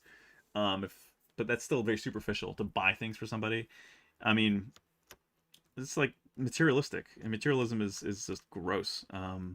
tools are great, right? But toys, it's like you're not a child. And I mean, not literal toys, but I just mean like things that are just for pleasure and just sugary, just, you know, saccharine, sweet, just stuff that you don't need, but they just want, whether it's crazy rich things like diamond rings or jewelry or a car or a house or a boat, whatever. I don't know, you know, clothes that are just insanely expensive, handbags, whatever. It's just gross. The superficiality of that level, it's just disgusting, to me. It's fine. People can enjoy nice things. That's no problem with that. But like when they're so focused on that and that's their kind of condition for enjoying someone's presence or their presence in their life, and it's all about revolves around buying things for them and giving them things all the time. I mean, gifts are great. Who doesn't love receiving a great gift? Everybody does. I mean, you're not human if you don't. But there's definitely a fine line between, you know, having the long-standing relationship and love with somebody to be able to like know them well enough to surprise them with something that they wanted, or you know that they would love that they never knew they wanted or could use, versus people who are just obsessed with materialistic things and that's all they want and that's all they focus on. That's just gross. So I wouldn't, you know, it's like who there's so many people who are like that though, so many women and dudes. There's a lot of men who are very materialistic too. But typically, again, it's usually the men who are expected to provide or you know shell out, and the women are usually the recipients. And some men have the means to just pour upon the girls they're interested in tons of money. But it's just yeah, it's just gross, and it's a waste, man. It's such a waste of money because it's what's everyone getting out of it? I mean, the woman's the one winning, and the dude's just hoping to, I guess, get laid or whatever. I don't know. To hold her around, keep her around for a while until he's broke, or just as you know what I mean. Like, does he what does he want? An expensive, you know, someone just doing favors for him just to keep this all PG. For her receiving gifts, like that's just again gross. It's just like have some more self respect. Get a life, get a job. So anyway, it's one thing if it's like you're buying gifts for your spouse, but it's another thing if you're a dude who's just trying to have a woman pay him some mind or attention because he's buying her whatever she wants or something. It's just messed up. That's unhealthy. Altogether unhealthy. But yeah, so friendship to girlfriend to dating, that's always tough, dude. And I don't think there's any, again, you just got to be able to be a man, to be gracious in taking rejection, because that's a high probability. Unless you both like really love each other's company so much that it's clear that she's pretty open to dating or she would like to date you, but you have to make the move. Then great, awesome. I mean, that's really, I think people should be great friends before they get married. It should be a natural kind of flow, a real natural friendship, and a positive, more positive than negative, more exciting and fun than irritating or annoying. If you're getting on each other's nerves as friends and you're having arguments a lot and you're really ticked off by things, you know, like little things they do that really irritate you, that's probably a bad sign. That's probably you shouldn't be together. Definitely not. Because if that's happening to you when you're just friends or you're just around each other a lot, it's gonna be worse when you're married to each other and you're around each other all the time, like a lot. So avoid that. There's definitely friends, female friends I have like that where I could never marry them or date them because there's too much irritability between us, for me anyway, and that's just it's a definite no go. But you know, everyone's different, so there's somebody almost for everybody, probably. But relationships are hard, man. That's the other thing. It's like no marriage is going to be perfect. No marriage is going to be perfect. Everybody's different, and everyone's going to find a struggle somewhere. Even if you both get along just great, you know, life can be brutal. It can throw cancer someone's way. It can throw a car accident your way. And I'm speaking from experience. Like my family had some terrible car accidents. One in particular, really. It's not. I mean, it wasn't none of them are all our fault, but our fault. But my mom was temporarily paralyzed from a really bad car accident we had when I was about 4 or 5. And my dad was knocked out during the crash, and my sister, I got migraines. I got hit my head so hard in the seat post. I got migraines for like years. And my sister almost died. I mean, the whole car like bent around her. It was almost a miracle that she wasn't impaled by all the metal and the fiberglass. So you never know. You never know what life's going to throw at you. But my point is, you want your best friend there by your side, and not somebody who's going to be antagonistic or irritating you, or just making life more challenging than it already is, right? Like, anyway, so sorry, this is all life advice for those who asked. So that's why I'm on this topic. If anyone's just jumping in now and being like, why is he talking about relationships and dating and materialism? Because some younger gentleman asked about dating his friend. So anyway, so that's that. Sorry if you guys have any sculpting questions, feel free to ask. But I do like talking about other things than just sculpting all the time because I like life. um, what else we got? Better to retop it for so maybe it's let it die. Nah. Are you going to have a relationship podcast one day? No, I don't intend to at all. But my podcast, like I said, is going to be starting up here soon. Hopefully, I think later this month. Definitely later this month. Probably not until probably mid this month, I think, just to get everything really lined up. But yeah, I already have my one podcast interview in the can, and I have some other guests that I'm lining up, and hopefully recording another one later this month. Like probably dropping the first podcast toward the middle or end of this month, and then at the same time, right around that same time, recording my next one, so that'll come out sometime in March. Probably just do it monthly until I can line up more people. And then probably go from monthly to maybe even weekly or bi-weekly. So, every other week. So we'll see. Anyway, let's get in the nitty gritty here of Keanu's ears. Let me go back to his other head here. See this. All right, so that's how we're going. So I'm gonna wrap up here soon. Just gonna finish up this ear, I think, and then probably call it a night, call it a day, because I got to get back to other work that needs to be done today, ASAP. Sort of behind on some stuff that really needs to be done now.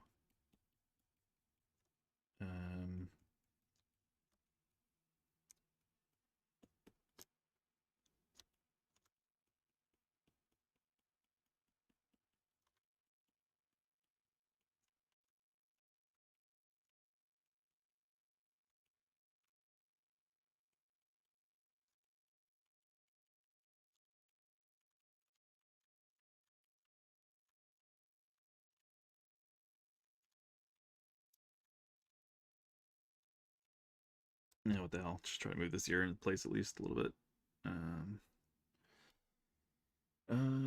Really great advice. Thanks, man. I hope it or Lee.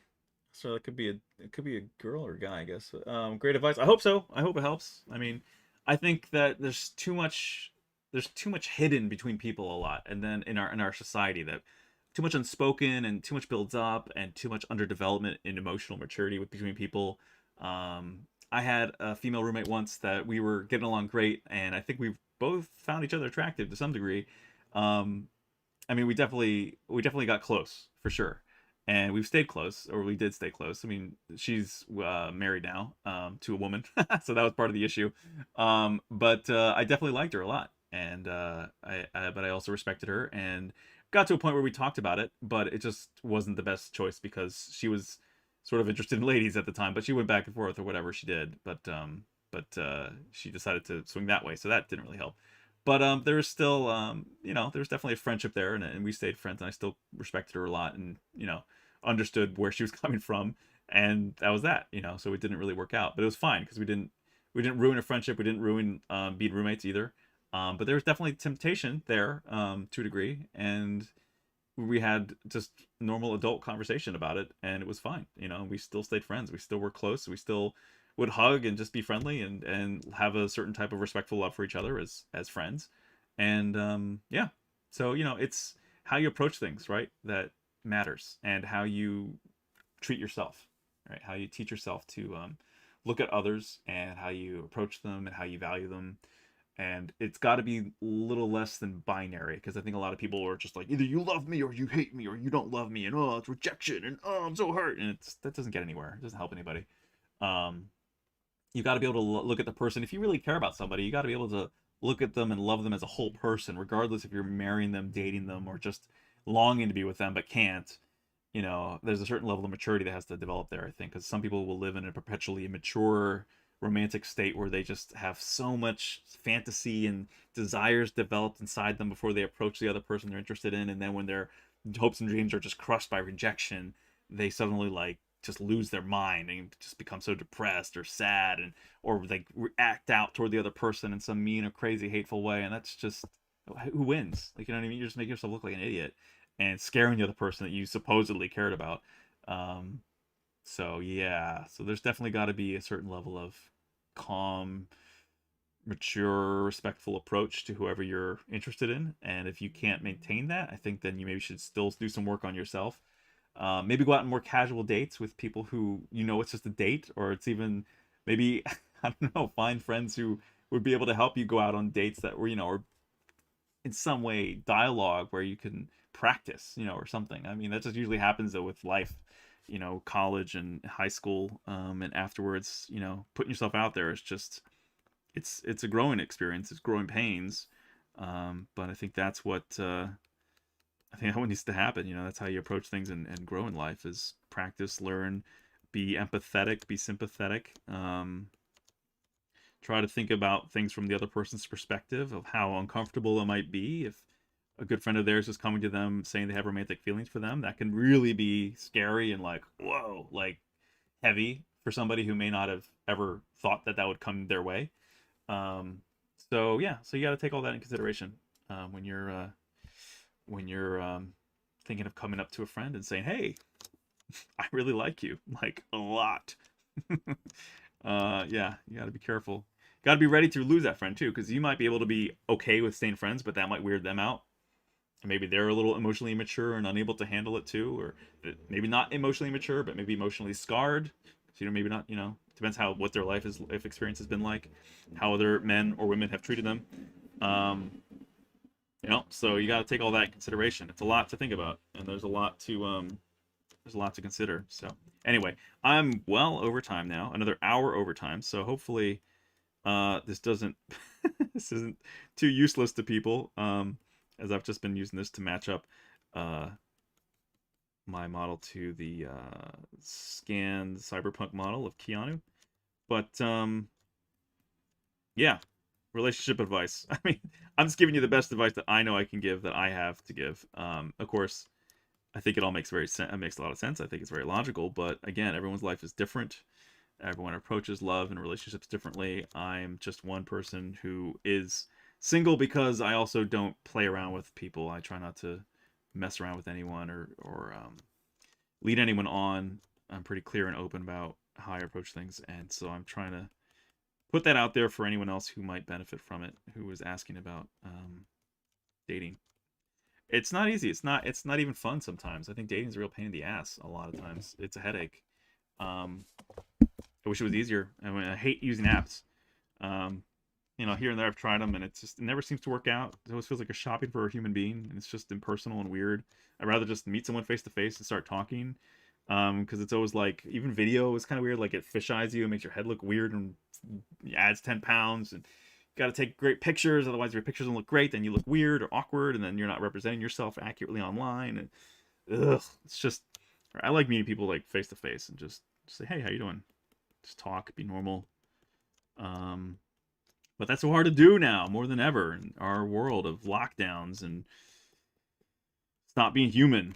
You got to turn into, like, I don't know what, communist country or something, like communist world, where it's like the government's going to just provide everything for us somehow. I don't know what people are expecting people to do now, where it's like, for any of us who can work from home, we're lucky, we're blessed, but even still working from home, it's not the same volume of work as it was. Everything's changed, and it sucks. So all the more for relationships, I think it's hard. It's very hard. Girl, okay, beautifully said. Oh, thanks.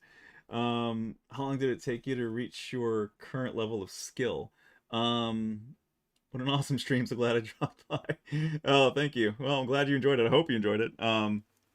Yeah, I'll be doing it again on what is today? Tuesday, next Sunday. Thank you. How long did it take you to reach your current skill? I don't know. I mean, I'm always learning and growing, but I guess I've been at this level for, man. I mean, I was working professionally since like 2013. So I got serious about ZBrush in 2011, 2012. I think it was 2012. I was hired to be a moderator for ZBrush classrooms, ZBrush workshops, pretty quickly after I was taking courses for them. So it was awesome that I could tie in learning what I was paying to learn what I wanted to then being paid to learn what I wanted. You know what I mean? That was great. And I feel like that's a really, I'm not saying this to brag. I'm saying this because I think other people could really benefit from this. Figure out how to make money learning what you want to do to make money. You know what I mean? That's like, it's the best of both worlds. It's having your cake and eating it too, kind of. And I was just loving life at that point. I still love life, but it's definitely more challenging as you're in the market now of like work, and you're you're trying to compete against other people out there and trying to get work. It's always strenuous to some degree. So yeah, I got to a working professional level, I guess, since 2013, when I started working at Sight and Sound Theaters. If you go to my site, you go to my website. I'm sorry, I forgot to put this in the chat earlier. For those who want to know my work or see some of my older stuff, lionarts.com. That's my site. You can go there, see my stuff. Sight and Sound was like giant Moses statue, was the coup de grace of that one, I think. Where I sculpted Moses completely from scratch, and then we 3D printed a small version of it. Then I worked with a CNC engineer to section it so that it could be CNC'd, milled out of giant blocks of different density styrofoam, and then they'd hard coat that in liquid hot fiberglass, which is how they make like all the rides. Like if you've ever been on a merry-go-round and you like knock on the horses and you hear that clunk clunk kind of hollow sound, but it's still kind of like a tough plastic-like material outside. That's fiberglass that's coated on styrofoam, or some other structure. That's why it sounds hollow, but it has a tough sound to it. So that's what we did for Moses, but then they painted it to look like rock, stone, and then we did a whole bunch of set pieces that were on stage, like bigger than Broadway sets that people would run around in. We designed them, we sculpted them, we 3D printed scale models, and they did the same thing. They'd CNC all the parts and then put them onto giant metal frames and things that could really structurally sound pieces that people could actually run around in, like small houses, basically, or big houses, really. It was crazy. It was cool. Really great experience. Really got my feet wet with 3D printing and production pipeline work. But most of it was for like manufacturing for like 3D printing, like shops, like stuff you do for like Legacy Effects or for like Monster City Studios, things that were like physical, tangible work. So that was really cool. It was really exciting, really cutting edge stuff. And then got more serious with understanding how to work in the pipeline by getting hired at Pixomondo. So that was great. I was pretty far along there, but I still needed to fill in some gaps in my knowledge of Maya, and that helped a lot, actually. So again, being able to function, but still needed to ask people like, wait, how do you do this? How do you do that? How do you do this? That helped a lot. And just YouTube tutorials too. So then, so it's a gradual thing. So I'd say from 2013, 2014, 2015, those are really big like spurts of growth in my skill set for ZBrush and Maya. And now I feel very confident in both programs. Still things I don't know in Maya, for sure, because that has everything else, not just modeling and modeling editing and UV editing, which is mostly what I use it for, but also has animation, of course, and rendering, and rigging, and simulations, and volumetrics, particles, visual effects within visual effects, if you know what I mean, like it's particulates and clouds and volumes and systems like that. That's stuff that you usually do in Houdini a lot too. It also has hair and fur, and XGen is in there, and I have to learn that still a little bit. So there's a lot of things I don't know in Maya because those are all specialty departments, which are really outside of my traditional wheelhouse, which is simply to model and texture something, sculpt it and texture it, Substance Painter. So I'm always learning more, and as I'm learning more too because I'm working on my first short film right now, and it's a big undertaking, but it also means that I have to force myself to learn these other pieces of software so that I can flesh out what I see in my head. And when I see in my head, I know it looks fantastic, but I have to be able to learn how to guide the camera that way, the right way, make the camera look like it's handheld at times, and then transition from being a handheld shot to being a drone shot. And like you run with the camera and then hand it off to a drone, and it's just this amazing, impossible camera movements, but still feel like they would be barely possible in the real world. Like that kind of stuff. Stuff I see in my head is exciting and awesome, and I'm really excited to show people what I see up here, finally get it out, and that motivates me. So like what people were asking before, how do you stay motivated? Well, just having tasks in my head that I see and I see clearly, but I know that the world just doesn't have yet, or they haven't seen it yet. I know it's beyond, or at least as good as what some of the top people in Hollywood are doing now, but it's like just going to do it in Unreal because it's so much easier and so much more accessible, and it will still look great versus trying to do it in having to use a render farm or having to do handheld shots with a real camera, which I bought all the gear, and then I'm like, what am I doing? Spent thousands of dollars on camera gear and other things, and now I'm like, I still have it and I still use it for other things, but I'm like, man, it's so much easier to not shoot a real person with a camera, instead just to mocap myself in a accent suit, which is what I did, and then run around doing all the things that the character's going to do, and then just create my character and then bind that to my rig, right? So my motion capture rig. So anyway, so that's yeah, that's so it's like I'm never really stagnant. I try not to stay stagnant very long at all, and I don't think you can in this industry anymore. You really have to be up for mental workouts. Like you've got to be able to keep upping your skill set in some way. I'll always be a sculptor. I'll always love modeling, but and I always want to get better at it. But I feel like I'm a pretty good position now where I'm skilled. I'm highly skilled in sculpting and modeling for sure. But more interesting to me is being able to more challenging to me and exciting is the where I really would rather settle in for a career, which is filmmaking, storytelling, but doing it again, pushing it in a way that I know few people are doing it. And instead of saying, "Oh well, it can't be done," figure out how to make it happen. Not accept defeat or notions of, "Well, we can't do it this way because of budget or because," no, figure out how to do it. Don't accept defeat. That's where I'm coming from, is to make things that blow people's minds and really touch them and make them think. And that's why I respect a lot of the early work by Steven Spielberg and George Lucas, and current work of body of work of Christopher Nolan, Peter Jackson's work in Lord of the Rings. Just showed my friend that for the first time the other day, and we were both kind of in tears at the end. Just phenomenal, beautiful, such amazing literary work and such amazing execution on Peter Jackson's part. And he was the guy who was making like B-level horror movies like before that. I mean, just night and day. Like, good God. So it just shows like someone a vision and who knows what they want to do, and they know how to do it and do it well and hire the right people to work with them who believe in them too. I mean, that just shows what you can do. And that was just, dude, Lord of the Rings, the three films, freaking fantastic. They still hold up, especially the last one. I mean, man, that's the reason why it won Best Picture. And like, how incredibly rare is that? Like a fantasy adventure story won Best Picture of the Year. That's like unheard of. Return of the King, so good, so freaking good, and so many great analogies and allegories, biblical allegories. Really, just beautiful, just exceptional, exceptional storytelling, timeless. I know Amazon's working on a Lord of the Rings series. I heard recently. I don't know how well that's going to go. I know they have an incredible budget, but it's going to be hard to top. Really be hard to top Peter Jackson's work. I think. I don't know that it will be topped. It's going to be a pretty high and hard bar to live up to, especially now with the whole PC culture, like being ultra politically correct. If they try and change anything to be like that for current day, oh, this is going to get shit on so hard, and no one will care. It's just, they better not try to put in a whole bunch of current politics into classic literature, or they're just gonna have a nice shit sandwich. Oof. Anyway, oh,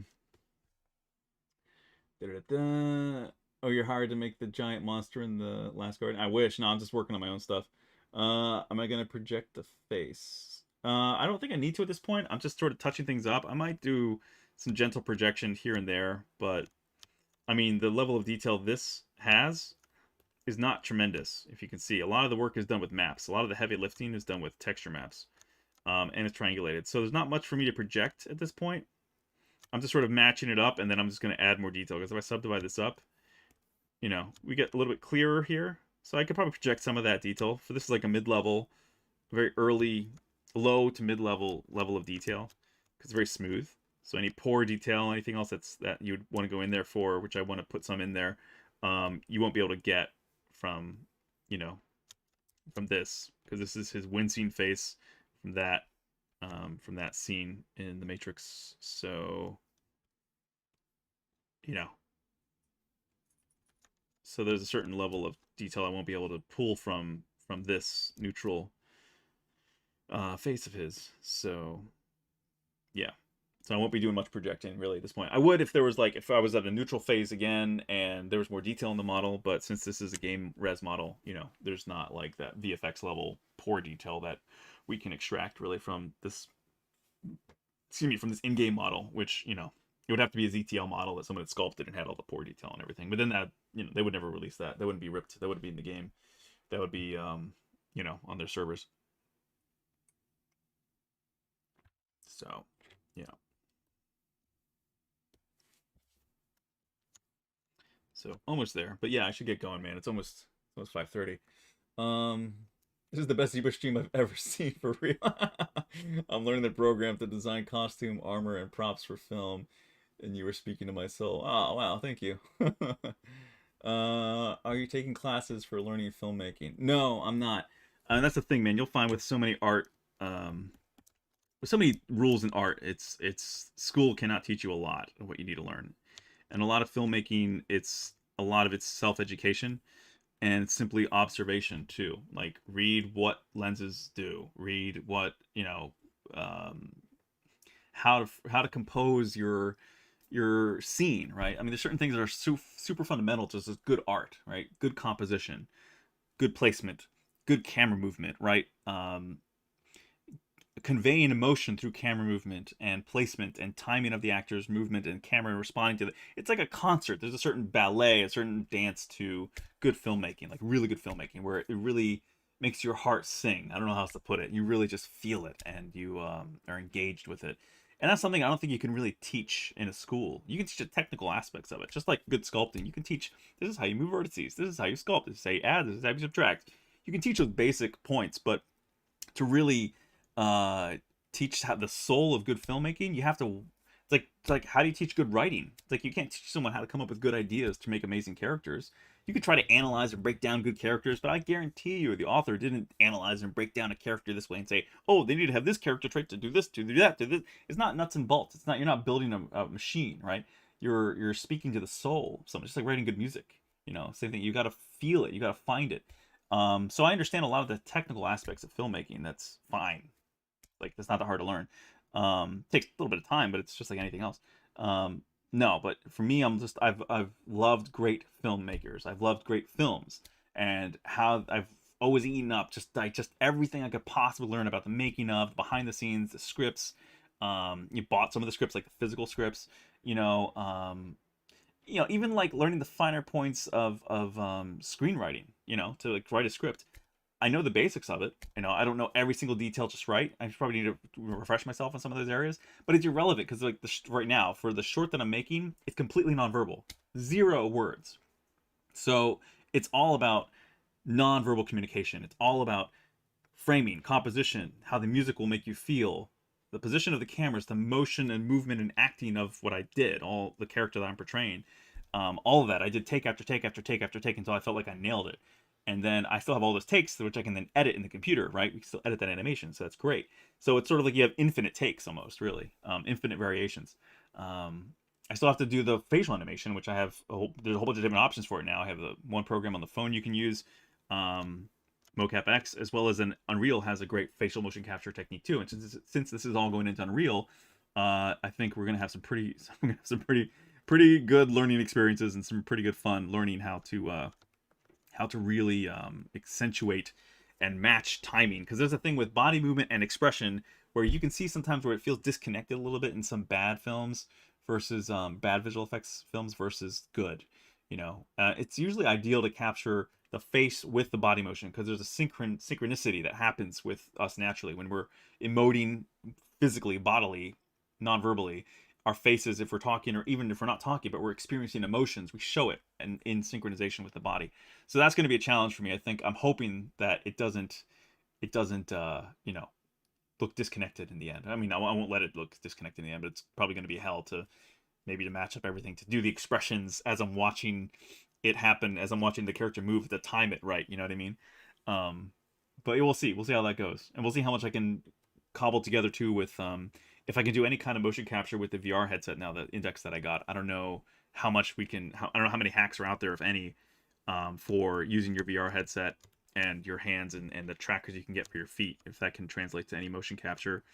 But I know there's some stuff out there, so I have to brush up on that, if I can use that at all to tweak or redo some animations at all. Not that I want to, not that I think I need to, but because I got a ton of great data from the XSense suit that I used, which was like a top tier one. So grateful that they loaned it to me, because that thing's like 10 grand plus like a whole bunch of annual fees. It's a lot of money, that I'm not just like sitting on, just like ready to throw onto a suit. But I'm also looking at Rococo. I think it's Rococo. It's another suit. It's a lot cheaper. It's like $2,000, not like 10 grand plus extras. So I think I might be picking that up in the future. If the short goes well, and Patreon and other things kind of pick up with the podcast, I think I might put some of those funds toward picking up the Rococo suit. So we'll see. But anyway, yeah, so filmmaking school, no. I read some books. I have some books, you know, and, you know, there's certain standard things out there that they're good to know, they're good to be aware of, and it's good to help educate yourself. But if you know, like, Joseph Campbell, like A Hero's Journey, if you know, like, if you have Save the Cat, it's, like, very popular. It's kind of contemporary, but it brings up some good points, right? And you just are, it's like, how do you become a good writer? Read good authors. It's very simple. And analyze how they work, but don't make it so formulaic where you're, again, trying to make a robot. You're not making a robot. You're making a piece of music. You're speaking to the soul. You're not making an instruction manual. You know, there's a big difference. And I come from that in my life. I mean, I'm speaking from somewhat of experience in that, you know, I was classically trained in 3 different instruments for years as a child. So I understand some of the finer points of fundamentals of just the arts overall, right? And there's certain elements that are just fundamental to just good storytelling, good conveyance of emotion, that are just integral to any good filmmaker, any good storyteller.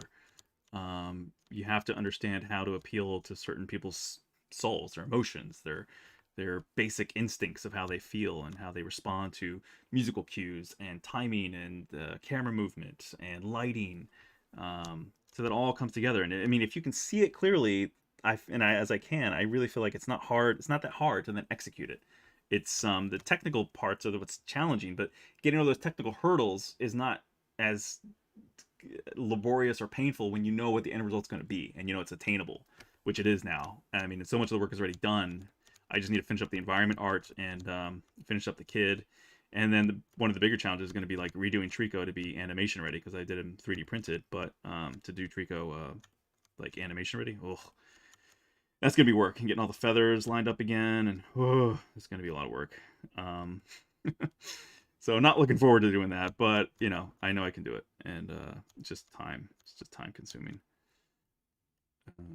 So anyway, but yeah, it should be pretty freaking awesome when it all comes together. I'm pretty excited, pretty confident that it's going to be it's going to get a lot of attention, and it's going to really hit people hard. I think it's should be pretty awesome, I think. So anyway, all right, so we're lining up eyes here. Sorry, I keep going and going, but yeah. So anyone who's joined in later and who's sorry, like catching up on this, please watch earlier parts of the stream if you want to understand where things have come from. But if you want to email me any questions or whatever, would like some critiques or advice, again, my email is daniel@lionarts.com.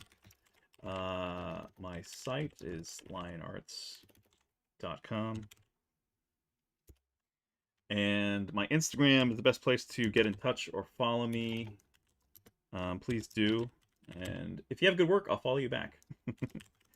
But I don't follow everybody who's follows me, because I'm trying to actually decrease the number of people I'm following and increase the number of people that are following me, just as a ratio that's helpful to grow a following.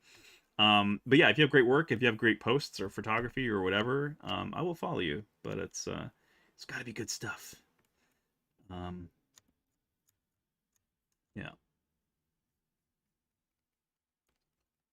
And yeah, if you guys have an Instagram or something, you know, if you follow me, like I said, I'll check it out. And if I like your stuff, I'll follow you back.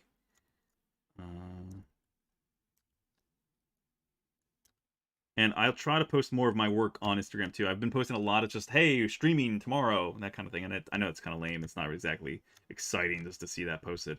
But hopefully it brings people here. That's some of the point of that, of course. But yeah, I'm going to be posting more of this stuff, because I think I'm going to be working on Keanu here off stream as well. And so if I do stream it, which in between these major streams, which are Sundays and Tuesdays for me, like it's alternating Sunday, Tuesday, Sunday, Tuesday.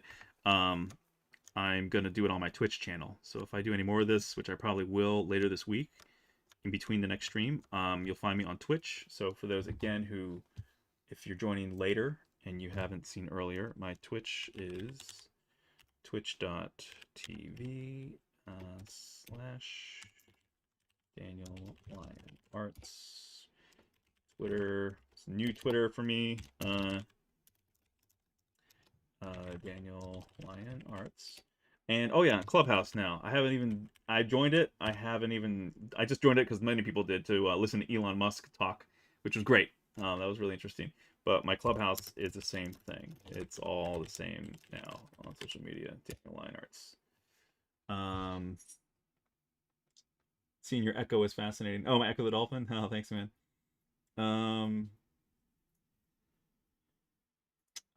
Watch the behind the scenes of Lord of the Rings. It's really amazing learning how they made the tree. Yeah, I have. I remember years ago watching them. I should watch it again. I need to get the 4K edition. That 4K edition. I was looking on Amazon and it's like, yeah, it'll ship in like April. And it keeps pushing it back. I'm like, damn it, man. I have to find it. Like, I need to find a store that's selling it physically. I don't want to pay like $100 and some more, like, or $100 some bucks just to when it's like 80. It's already expensive enough. But it's like everywhere sold out. Amazon's like sold out for months, and like Target didn't have it. I don't know where to get it now. I gotta find somewhere online that's not eBay that's like gouging people. So annoying. So yeah, if anybody has any recommendations for where to find it online, let me know. But yeah, I've got to end this here soon because I've really got to get back to my other gig. Finish that up here. Yeah, we're getting there with Keanu. Keanu's the man. Can't wait for John Wick 4 and Matrix 4. I'm really very cautiously optimistic about Matrix 4. But if Keanu says it's a great love story, I trust his judgment. I mean, he does good work overall. I mean, he's chosen good films, and a lot of what he does is great and enjoyable, and it's not too bizarre or too ultra PC at all. So hopefully the Matrix 4 is the best sequel thus far, because the last two definitely strayed. The apple fell pretty far from the tree from the first one. The first one's still an all-time classic by comparison. I mean, Reloaded has some cool fight scenes. You know, there's a bunch of cool visual effects, but again, who cares? That's like, who cares? It's not. It's about the story. It's not about just the effects.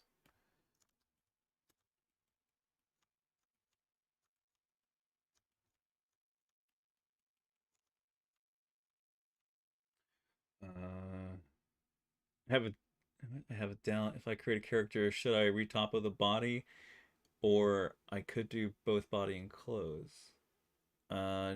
Judy, what are you using the character for? Game engine? Yeah, like what's your end result? Say it depends on the final purpose of the character. For video game, yes, retopo everything. Yep. Yeah, definitely. Yeah, you definitely want clean topo, low cage topology for sure. So like this is fine, you know, for like low cage for a head, for instance. So that level of kind of topology, just like this is from Cyberpunk. This is the actual Cyberpunk model that someone ripped out of the game. That was a scan of Keanu's head. So this is triangulated. So, you know, but if you look at the density, it's not crazy dense. It's like just enough to have smooth form. So I turn that off. But it does look a little faceted because, you know, that's what ZBrush, how it shows it. But if we turn on like dynamic smooth subdivision here, you know, it's just like when I subdivided it up 3 times. This is kind of like, you know, what you're looking at here. So turn that off, slide that up again to just 2, and there you go. So yeah, but yeah, you want clean topo for sure, absolutely.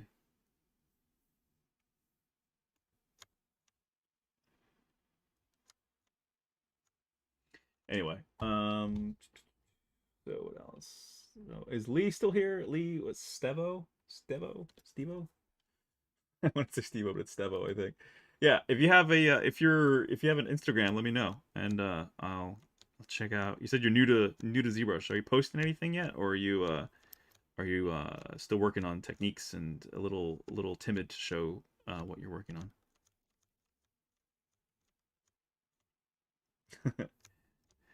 Yeah, let me know if you have an Instagram. Let me know what it is. If you want to share, or just follow me if you don't want everyone to see your Instagram. That's okay. You can just follow me on my Instagram, and I can find you that way. But yeah, not posting anything yet. Way too shy. Okay, got it. Got it.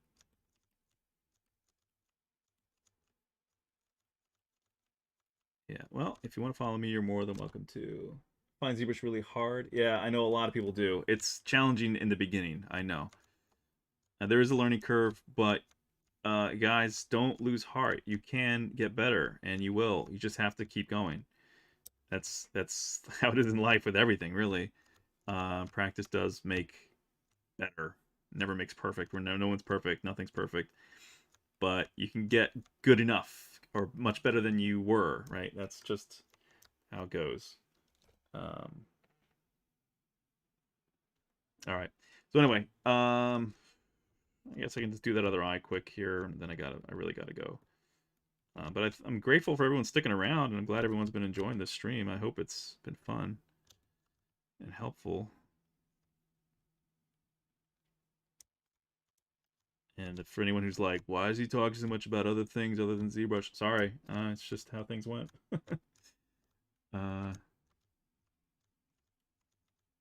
I know no one's saying that in the chat, so everything's cool, I guess. It's just, I guess I'm speaking more to people who have probably left the stream, so it's irrelevant. Yeah, that's how it is in the beginning. Keep practicing, you'll find. Yep.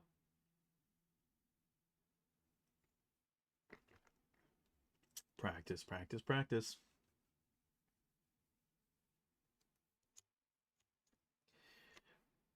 I didn't get here in time to watch it in full. Well, you can always rewind it. You can always go back in the stream and on YouTube. You can go back and you can see it from the beginning. I was working on Cupid and Psyche. These guys. It'll frame up. I was working on this piece before, for those who joined in the second hour.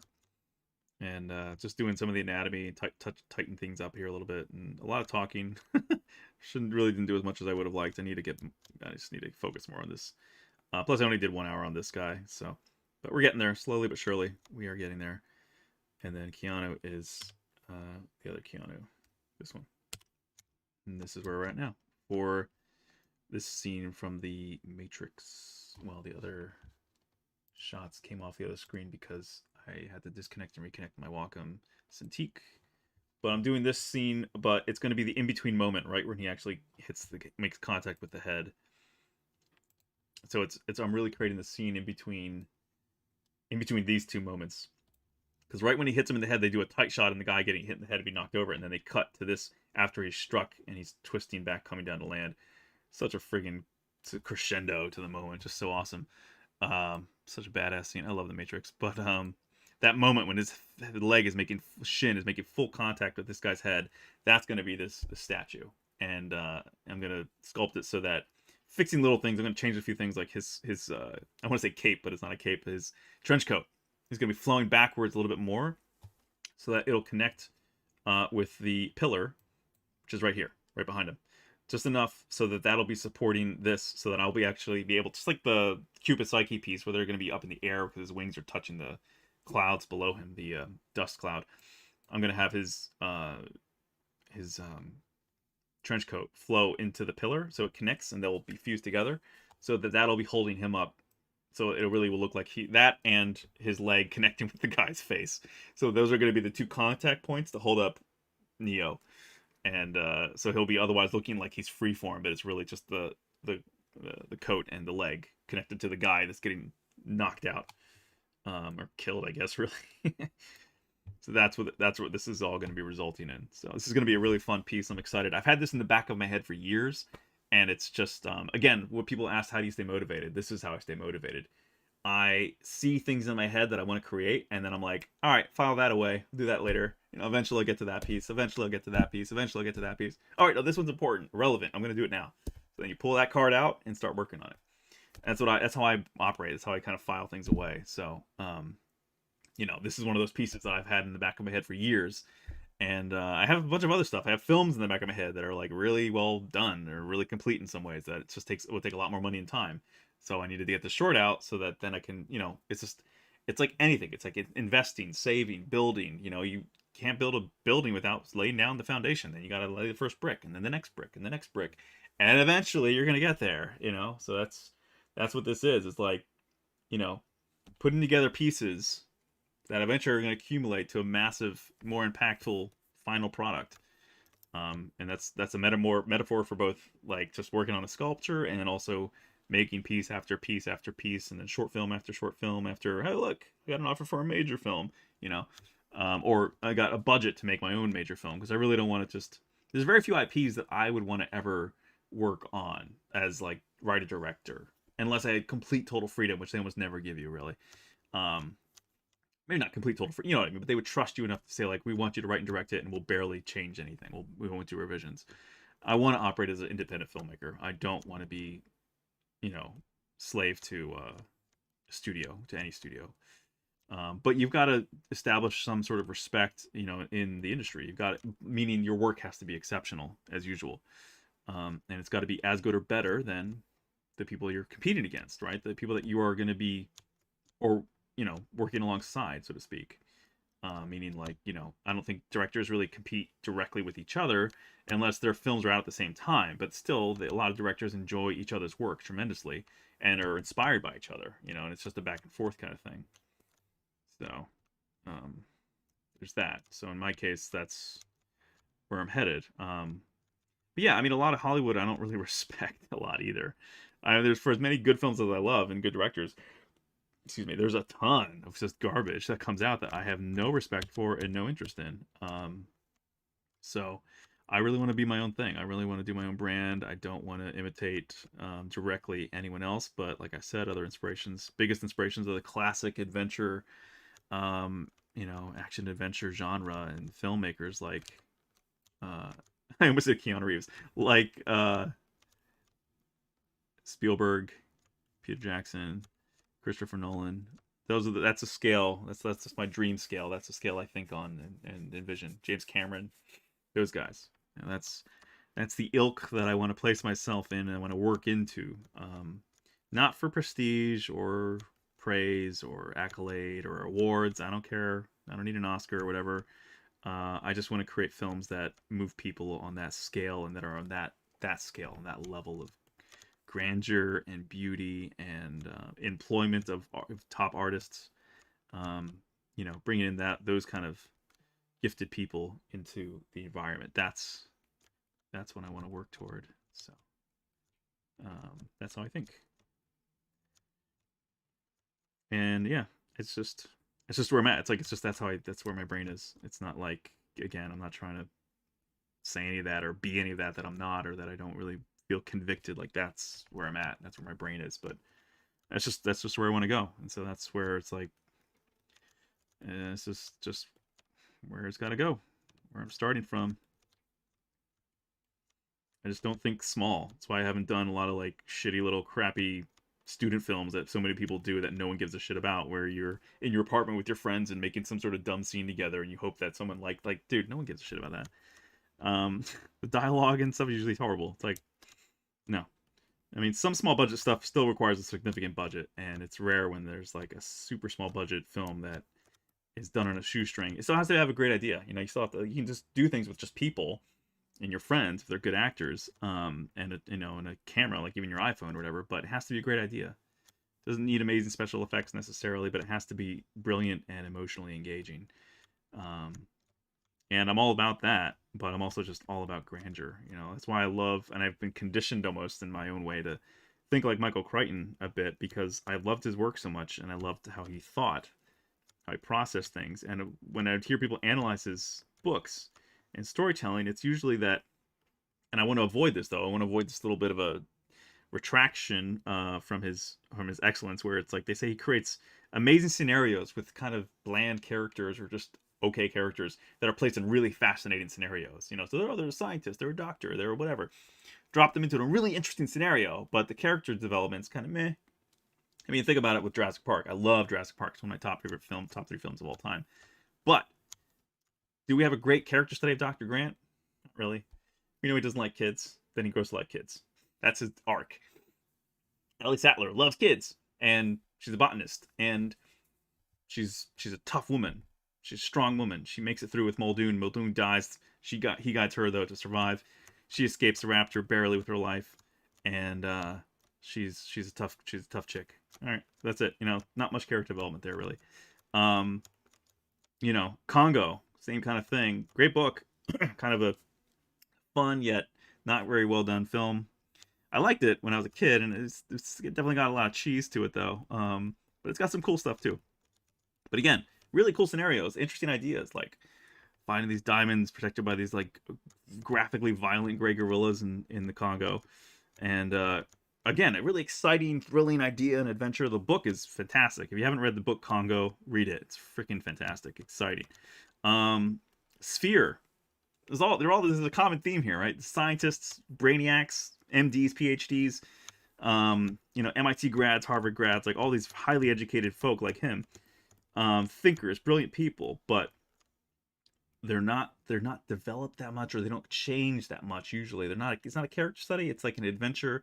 Like Indiana Jones probably has a little bit more depth to him, but you really think about it too. That's not Michael Crichton. It's Lucas and Spielberg, but it's just a great adventure, right? He's an interesting, fun character, but we don't see a lot of growth in Indiana Jones either. It's not a tremendous change in his character, or it's like there's not like a rising up like Frodo in a sense, so that they even Frodo doesn't change, I guess, all that much, but still his wholesomeness carries through, and you just see how it's such a great allegory of the Bible of just like the lowest being elevated, right? Like the last will be first and the first will be last, and even the smallest person in the world can make a difference. All those ideas, you know. But so there's still, it doesn't always, like every film doesn't always need like a tremendous character study, but I love good characters and I love amazing scenarios, and so I kind of want to marry those two, and that's hard. It's challenging. Even The Matrix, again, Neo, not the most deep character. Like you don't look at, you know, Thomas Anderson and think, wow, it's such an interesting character with so much depth and in turmoil, and just, no, not really. It's a great scenario. It's a person that we're almost like, it's almost the avatar for the audience to engage with, almost like a video game kind of, and you experience it through him. You almost feel everything he's feeling and going with him, but it's sort of like an everyman. It's not like there's this one really unique, eccentric thing about him, or many things about him that set him apart. He's just the one, right? He's just selected to be, and it's still like a universally like sought after, enjoyed kind of story, sort of like a Superman story or Christ story in this sense. You know, very much so. But it's still something that a lot of people can enjoy and in some ways want to embody or relate to in some way, because it's still like somebody who's not super exceptional or unique, but then that sort of allows us to all kind of bind to him mentally and kind of connect with him and go along for the ride that way. And that's still very useful. So there's utility to that in filmmaking, but I definitely want to push things even beyond that, because I think that dynamic characters with a lot to offer and intrigue really just add more. They just add more to a story, and they make us think even more about ourselves and how people who are like those characters perhaps might approach problems in the world and challenges that they're faced with. So anyway, all right, we're almost at 6 o'clock West Coast time, LA time, so I have got to go. I gotta go make myself some dinner and get to work on my client's stuff. But anyway, we're almost there with this. It's good enough for now. I gotta push in that eyelid a little bit more underneath the eyebrow, but there. At least we've generally matched this pretty close now to the scan. The eyes, I think, were the worst culprit, the worst offenders. The ears and the side of the head. So the eyes were a little bit too far back, and the ears and the side of the head was just a little bit too narrow. But otherwise, I mean, a lot of the attributes were there. Like the nose was pretty much spot on. I think I brought it down a little bit because I've had it sneering. I might have to bring it up again, actually, because of the expression. But yeah, I was, you know, pleasantly surprised. I wasn't too far off. Wasn't too far off from just using photos. But yeah, it's an interesting expression. It's definitely anger, frustration, discomfort. But yeah, the glasses will help a lot too. Like they'll complete the look more, of course, that we're all used to seeing. But without eyeballs and the scrunched up face, it's not the most like, oh my god, it looks so much like Keanu. It's not going to get that reaction. You know, it's much better and easier when you got a neutral pose for sure to see those, to see that alignment.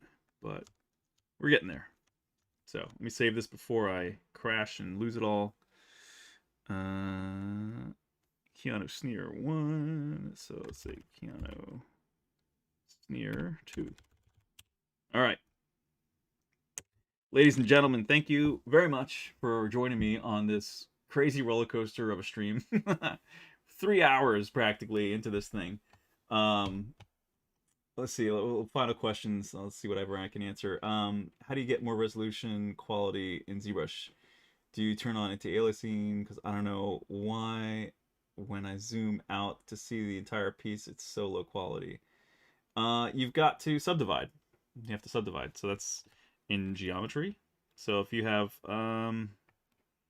this is not going to be the best example, but this is a very low quality image, or image model, excuse me.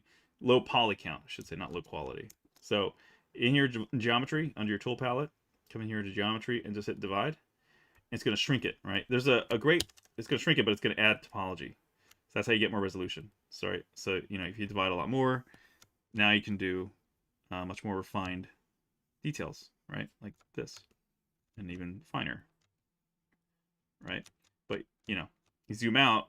I'm not sure what you're saying when you zoom out. I think when you zoom in, you mean? I don't know. When you zoom out, it shouldn't change to this. It should still stay wherever it are. You just have to divide. So divide up. Yeah, love the movie. Need to start just doing things. Sometimes my doubts about being able to create something hold me down, hold me back. Yeah. Usually, you want to get general shape with low res. Yeah, Control D, you got it. If your PC is not strong enough, yeah, okay. Thank you. You're welcome. It was fun. Gonna start watching the streams. Thanks, Judy. When importing, exporting, why does the object sometimes move away from the original position? When importing or exporting, it depends. It really depends. It could be if, hopefully you're not messing around with this, but on export here, you want to make sure that these are all zeroed out, usually, or wherever they should be. If you've imported it and it needs to be in that certain zone in space, that's part of the issue, probably how you're exporting it out. Yeah. But it depends. Depends what you're doing. Everyone's operating in slightly different scenarios. So yeah, for those who want to come back, please do. I'll be streaming next Sunday. It's my next one. I'll probably be doing it sometime in between now and then with my Twitch channel.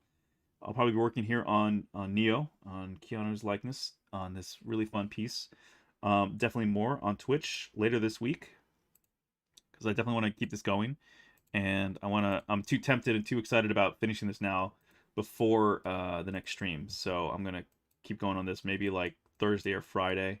And also I'll be streaming when I get my VR headset set up for those interested. If you're not a fan of Half-Life, or if you've never seen Half-Life, definitely come check this out. The VR experience, which is not just an experience, it's a full AAA game called Half-Life Alyx, which looks awesome. It's gotten so many great reviews, so I finally was able to afford getting a Valve Index headset, so it's gonna be awesome. I'm gonna try that out. So I'll be streaming that as well, probably Friday, Saturday, somewhere around there. Probably aim for this weekend. And I got a podcast coming out, so later I'll probably reiterate again on next stream on Pixologic and my next streams on Twitch about podcasts coming out, interviewing artists, scientists, engineers, special effects guys, just a whole host of different people that are in my interests of art and science. So, excuse me, even composers too. I'm a huge music junkie. So I'll be trying to get some composers on there as well. Talking to Gareth Coker a little while ago about that. Hopefully he can, I can get him on. I love his music, love his work, as well as Takeshi Furukawa, amazing, brilliant composer, who I learned of his work from The Last Guardian. It was an incredible soundtrack for that game. But he's also done work on the Clone Wars, Star Wars, and he's also done the soundtrack for Mythic Quest, which I've heard a lot of great reviews. I haven't watched it yet. I heard it's funny. A lot of people like it, so you can hear his music on that show as well. So yeah, those are guys I'm definitely talking to about having them come on at some point. And also been talking with Rob Dugan, famous from the Matrix soundtrack. We'll see if I can get him on as well. But those are some of the composers that I'm a fan of that definitely make some amazing music that I would love to chat with, and hopefully ask a lot of questions that other people haven't asked them. That's the thing I try to do too with my interviews, is not ask the same question that they've had asked of them like 60 million times in every other interview. It's like, I would think that kind of gets old, and when you are a fan of somebody and you watch other interviews of them, or you want to see what their process is like, if they are asked the same question, you usually see the same answer. And so I want to try to avoid that so that there's more exclusivity and uniqueness to my approach and my interviews. And it's not something that you will hear or see repeated before anyway, with these great people. So anyway, yeah. Anyway, long goodbye. But yeah. So last things here. What are you talking about? Sorry, can you show me the tab again? Oh, missed it. Oh, so the tab for exporting is down here, in your export. So it's in tools. So your tool palette. I'll shrink all this other stuff here, and then come down here, very bottom, very last tab, export. Make sure to turn off group too. If you're exporting something out as an OBJ, turn off group, because if you keep group on, it'll break up your mesh into these weird patches of different vertices, and it'll be like a lot of different patches that'll come into Maya. So turn off group, and then make sure that wherever this is at, you can just leave it at the scale it's at. In this case, this is a little off center, but that's fine because that's what I needed it to be for matching things up. But you know, it's turn off perspective here. See, it's centered as it should be, and then this is obviously off center because that's actually his face is asymmetrical. So anyway, so yeah, that's where you go for that.